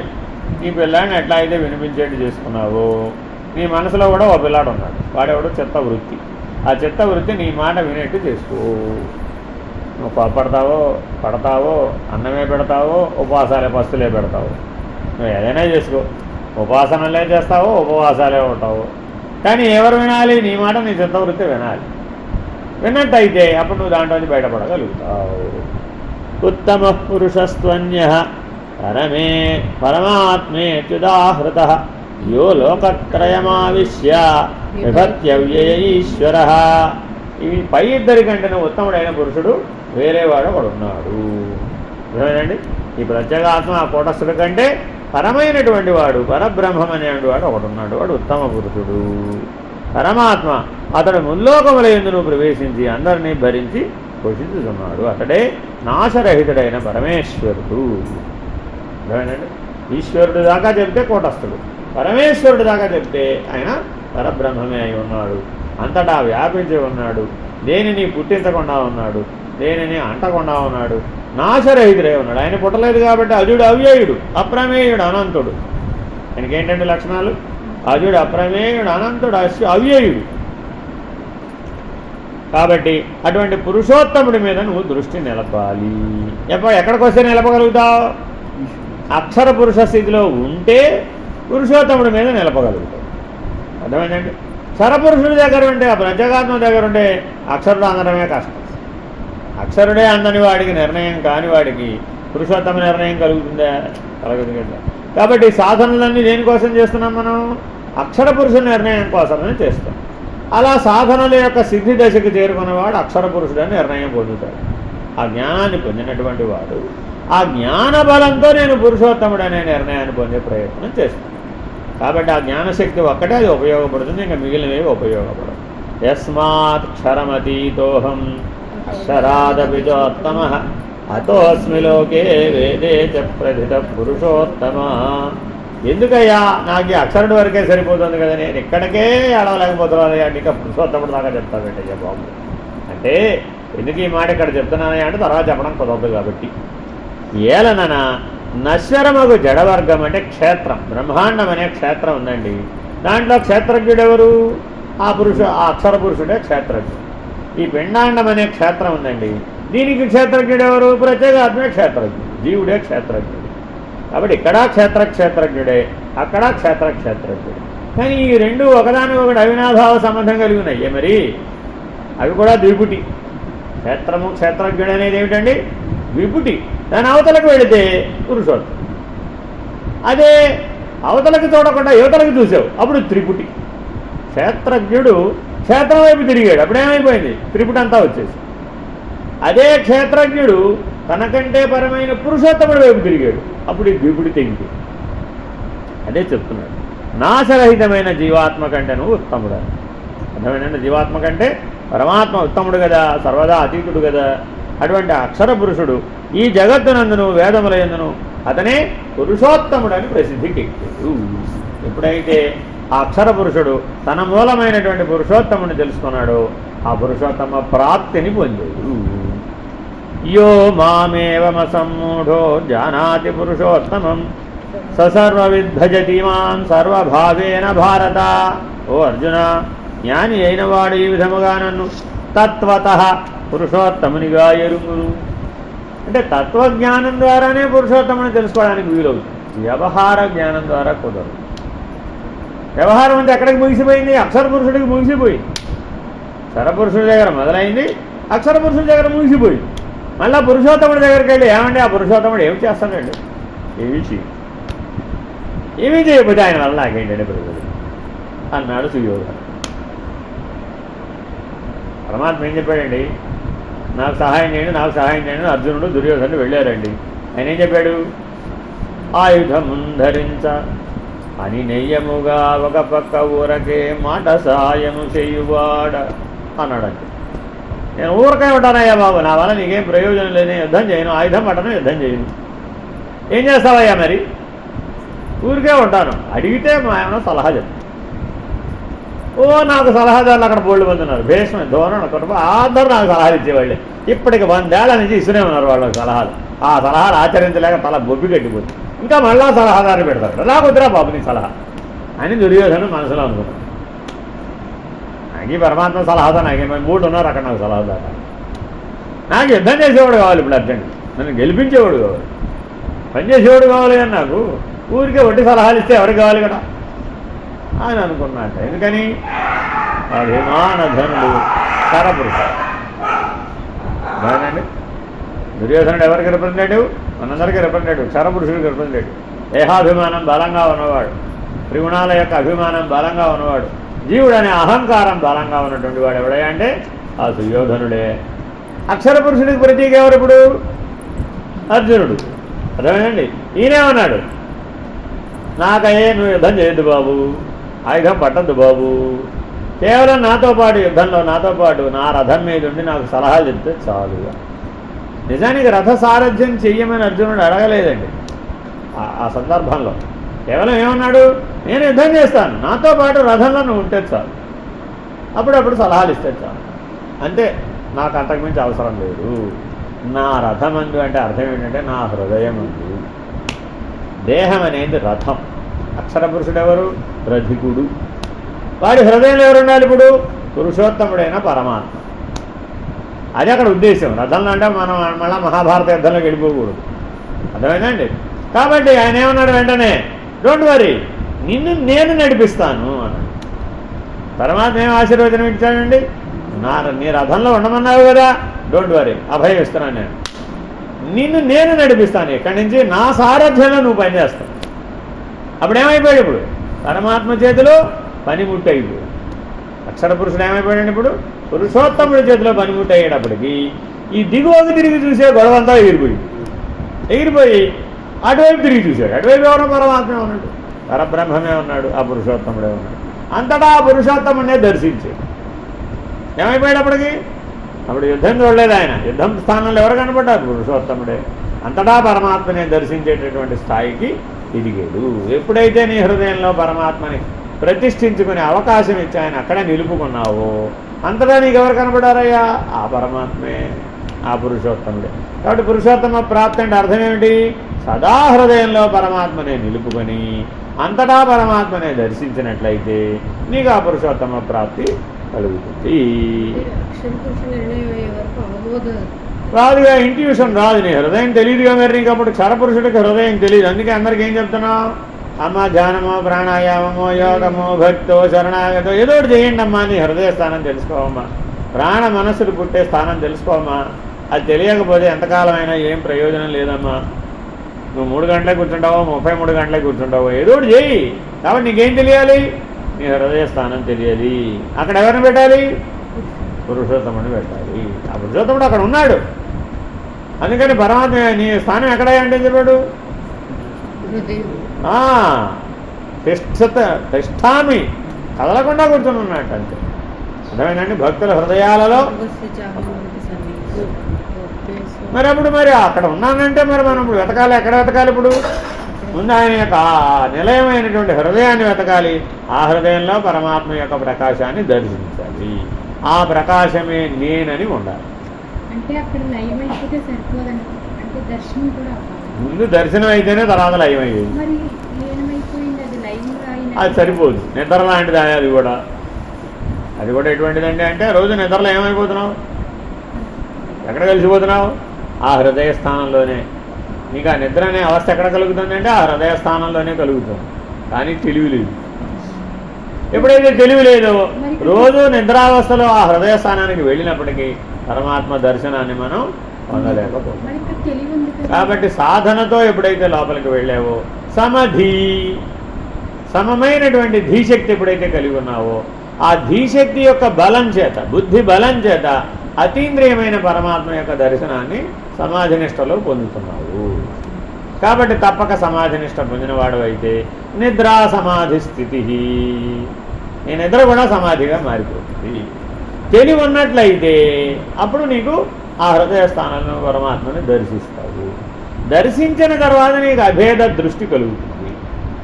ఈ అక్షర పురుషుడికి ఆ పురుషోత్తముడికి మధ్య భేదం లేదు. క్షరపురుషుడికి పురుషోత్తముడికి మధ్య భేదం లేదని చెప్పాలంటే వీలుగా. ఎందుకని? వీడు బహిర్ముఖం వైపు తిరిగి ఉన్నవాడు. వీడికి అసలు హృదయం తెలుసుకోవడమే కష్టం. కానీ అక్షర పురుషుడు ఎక్కడ ఉన్నాడు? హృదయంలోనే ఉన్నాడు. తన యొక్క స్వరూపమైనటువంటి పరమాత్మను దర్శించగానే అది నేనే అయి ఉన్నాననే జ్ఞానం కలిగి, తత్వమసి మహావాక్యం యొక్క జ్ఞానం కలిగింది. కలగానే ఏమైపోయాడు? ఈ అక్షర పురుషుడు పురుషోత్తముడు అయిపోయాడు. అప్పుడు అర్జునుడు వేరే పురుషోత్తమ, నారాయణుడు వేరే ఉన్నాడు. ఆ నరుడు నారాయణుడు భగవద్గీతలు ఏం విభూతి యోగాలు ఏం చెప్పాడు? ఆ నరుడు నేనే. ప్రాణులలో ఎవరండి? నరుడు నేనే. అన్ని ప్రాణులలో ఆ నరుడు నేనే. మరి ఆ పాండవుల్లో ఎవరంటే పాండవ మధ్యముడైన అర్జునుడు నేనే. మరి భగవద్గీత ఎవరెవరికి చెప్పారు? ఇప్పుడు నారాయణుడికి చెప్పాడు. పురుషోత్తముడైన నారాయణుడు అక్షర పురుషుడైన నారాయణుడికి చెప్పాడు. కాబట్టి ఆయనకు అర్థమైంది. మనకు చెప్పుంటే ఏమై ఉండేది? చెప్తూనే ఉన్నాడుగా, 5,000 సంవత్సరాల నుంచి చెబుతూనే ఉన్నాడు. ఏం అర్థం కాలేదు. ఎందుకని? క్షరపురుష స్థితిలో ఉండిపోయాడు. అక్షర పురుష స్థితిలో ఉంటే 40 నిమిషాలు చాలు, 40 మినిట్స్. ఈ భగవద్గీత మొత్తం 40 నిమిషాలు అయిపోయింది. పురుషోత్తమ ప్రాప్తి యోగం 3 గంటలైనా అవ్వలేదు. ఎందుకని? తెలివి క్షరపురుషుల దగ్గర ఉండిపోయింది. అర్థమైందండి? అంతేగా. నువ్వు ఆజ్ఞాచక్రంలో పెట్టుకునే నేను బహిర్ముఖమై ఉన్నప్పుడు ఏమిటి? జీవుడే. అంతర్ముఖ సాక్షి అయితే ఎవరు? అక్షరుడు. అంతర్ముఖ సాక్షిగా ఉండాలి. మరి అంతర్ముఖమైన అనుభవం ఎక్కడి నుంచి వస్తుంది? జ్ఞానం ద్వారా, సమాధి నిష్ఠ ద్వారా, సాక్షాత్కార జ్ఞానం పొందాం. ఆ సాక్షాత్కార జ్ఞానం ఎవరి దగ్గర పొందావు? అక్షర పురుషుడిగా పొందాం. అప్పుడు సహస్రారంలో ఉన్నటువంటి పురుషోత్తముని తెలుసుకోగలిగాం. కాబట్టి ఆజ్ఞాచక్రంలో అక్షర పురుషుడు నిర్ణయం కాకపోతే నువ్వు పురుషోత్తమ నిర్ణయాన్ని తెలుసుకోలేవు. ఇప్పుడు అందరూ సహస్రాల్లో ఉంటున్నాడు. నేను ఎప్పుడూ సహస్రాల్లో ఉంటున్నాను బాబు, తలనొప్పి భరించలేకపోతున్నాను బాబు. మరి తలనొప్పి ఎవరికి వచ్చింది? ఇప్పుడు అక్షర పురుషుడిగా, క్షర పురుషుడిగా తక్కువనే పోతున్నారండి బాబోయ్, కదిలిపోతున్నారండి బాబోయ్, వైబ్రేషన్లు ఎక్కువైపోయినాయండి బాబోయ్. ఏది ఎక్కువైనా తట్టుకోలేడు వీడోడు. అది కరెంట్ కూడా అయిపోయింది పురుషోత్తమ ప్రాప్తి. కాబట్టి జీవుడు అంటే గౌరవేంటి? వీడికి ఏది ఎక్కువైనా తట్టుకోలేడు, ఏది తక్కువైనా తట్టుకోలేడు. వీడు ఎక్కువైనా తట్టుకోలేడు, వీడు తక్కువైనా తట్టుకోలేడు. ఇలా గోల వీడితో అంతా వ్యవహారం. ఈ ద్వంద్వాల చేత ప్రభావితమయ్యేవాడు, బాధించబడేవాడు, బాధితమయ్యేవాడు క్షరపురుషుడే కానీ అక్షర పురుషుడు కాడు. అందుకని మీరు ఏ అనుభవాలు చెప్పినా దాన్ని చాలా జాగ్రత్తగా ద్వంద్వాతీత స్థితి నుంచి పరిశీలిస్తాం. మీరు కూడా ఎలా పరిశీలించాలి దాన్ని? ఆ అనుభవాలు, అనుభూతులు మీరు చెప్పేటప్పుడు అది ద్వంద్వాలకు లోబడుందా, ద్వంద్వాతీతమై ఉందా? ద్వంద్వాలకు లోబడినప్పుడు ఒకప్పుడే ఉండదు, అది ఎప్పుడూ ఉండదు. ద్వంద్వాతీతమైతే ఎప్పుడూ ఉండదు. నీ మెలకువ నిద్రలతో సంబంధం లేదు దాన్ని, అది ఎప్పుడూ ఉంటుంది. ఆ అక్షర పురుషుడు ఎప్పుడూ ఉన్నాడు. వాడు ఎప్పుడూ నీ హృదయంలో తిష్ట వేసుకుని ఉన్నాడు. కాబట్టి మనం బ్రతికి ఉన్నాం. నిజానికి ఆ అక్షర పురుషుడే శివం. ఈ క్షరపురుషుడు ఈ అహంకార, మమకార, వాసనాత్రయాన్ని తీసుకుని మరలా ఉత్తర దేహానికి వెళ్ళిపోతూ ఉంటాడు. కాబట్టి శరీరం ఎవరికి కావాలి? క్షరపురుషుడికి కావాలి. అక్షర పురుషుడికి అక్కర్లేదు. ఎందుకని? అక్షర పురుషుడు బ్రహ్మాండ సాక్షి. సృష్టి స్థితి లయాలను నిర్వహించేవాడు అక్షర పురుషుడు. పుట్టడం పోవడం షడ్వికారాలను నిర్వహించేవాడేమో క్షరపురుషుడు. జాయతే, వర్ధతే, అస్తి, ముందు అస్తి, జాయతే, అస్తి, వర్ధతే, అపక్షీయతే, విపరిణమతే, వినశ్యతే. ఈ షడ్వికారాలను అనుభవించేవాడు ఎవడు? వాడెవడు? క్షరపురుషుడు. అదే సృష్టి స్థితి లయాలను సాక్షిగా ఉండి నిర్వహించేవాడెవడు? వాడు అక్షర పురుషుడు. వీళ్ళిద్దరు ఇందులోనే ఉన్నారు. హృదయంలో ఉన్నవాడెవడు? అక్షర పురుషుడు. కాబట్టి ఆ అక్షర పురుష నిర్ణయానికి, కూటస్థ నిర్ణయానికి చేరుకున్నవాడే పురుషోత్తమ ప్రాప్తికి అర్హుడు. అయిపోయి వచ్చేసాం, అంతా చెప్పేశాం. చదువుకోండి సార్, చివరిదేంటో చదవండి. इति गुह्यतमं शास्त्रम् इदमुक्तं मया नघ एतद्बुद्ध्या बुद्धिमान् स्यात् कृतकृत्यश्च भारत. బుద్ధి కలిగిన ఓ మానవుడా, ఎప్పుడు నీవు కృతకృత్యుడు అయినట్టు అంటే ఈ పురుషోత్తమ ప్రాప్తిని పొందినప్పుడే నీవు కృతకృత్యుడు అయినావు. మరలా జన్మించవలసిన అవసరం లేదు. పురుషోత్తమ ప్రాప్తి కలిగిన వాడు జన్మరాహిత్య స్థితిని పొందుతాడు. తిరిగి జన్మింపడు, కర్మవశాత్తు అసలు జన్మించడు. ఇదే శాస్త్రములలోకెల్లా గుహ్యతమమైనటువంటి శాస్త్రము. ఇంతకంటే రహస్యం లేదు. ఈ రహస్యాన్ని నీకు విస్తృతంగా విడమర్చి చెప్పేశాను. కాబట్టి ఈ జన్మలోనే పురుషోత్తమ ప్రాప్తి కోసమే ప్రయత్నించు, ఇతరముల కొరకై ప్రయత్నించకు. సరపురుషుడిగా ఉండి మనం ఎన్నిటికో ప్రయత్నం చేసామా లేదా? మజ్జిగలో నుంచి వెన్న తీయాలండి, మరి ప్రయత్నం చేసావా చేయలేదా? చేస్తేనేగా వచ్చింది, చిలికితేనేగా వచ్చింది. కాబట్టి ఇహలోకంలో ఏది సాధించాలన్నా ప్రయత్నం లేకుండా సాధ్యమవుతుందా? అలాగే పారమార్థికమైనటువంటి ప్రయోజనాన్ని సాధింపజేసుకోవాలంటే అంతర్ముఖంలో ప్రయత్నం చేయాలి. ఈ బహిర్ముఖంలో చేసే ప్రయత్నం వలన నీవు అక్షర పురుష నిర్ణయాన్ని కానీ పురుషోత్తమ నిర్ణయాన్ని కానీ పొందలేవు. నా కర్మణ నా ప్రజయ ధనేనైక త్యాగేనైకేన అమృతత్వ మనసు. ఇవన్నీ మనసులో వదిలేయాల్సిందే. వదిలేస్తేనే అమృతత్వం సిద్ధిస్తుంది. పురుషోత్తమ ప్రాప్తి లేనిదే శాశ్వతమైనటువంటి అమృతత్వం సిద్ధించదు. అదే కృతకృత్యత, అదే రహస్యములలో కల్లా రహస్యము. ఇది దీన్ని తెలుసుకోవాల్సినది. ఎందుకని? బుద్ధిమాన్, మానవుడు ఎవరండి? బుద్ధిమాన్, బుద్ధి కలిగిన వాడు. కాబట్టి బుద్ధి కలిగినటువంటి ఓ మానవుడా, తప్పక నీవు తెలుసుకోగలవు అని మన జీవితానికి ఒక లక్ష్యాన్ని, ఒక నిర్దేశాన్ని ఈ పురుషోత్తమ ప్రాప్తి యోగం ద్వారా పరమాత్మ అందించాడు, ఉపదేశించాడు.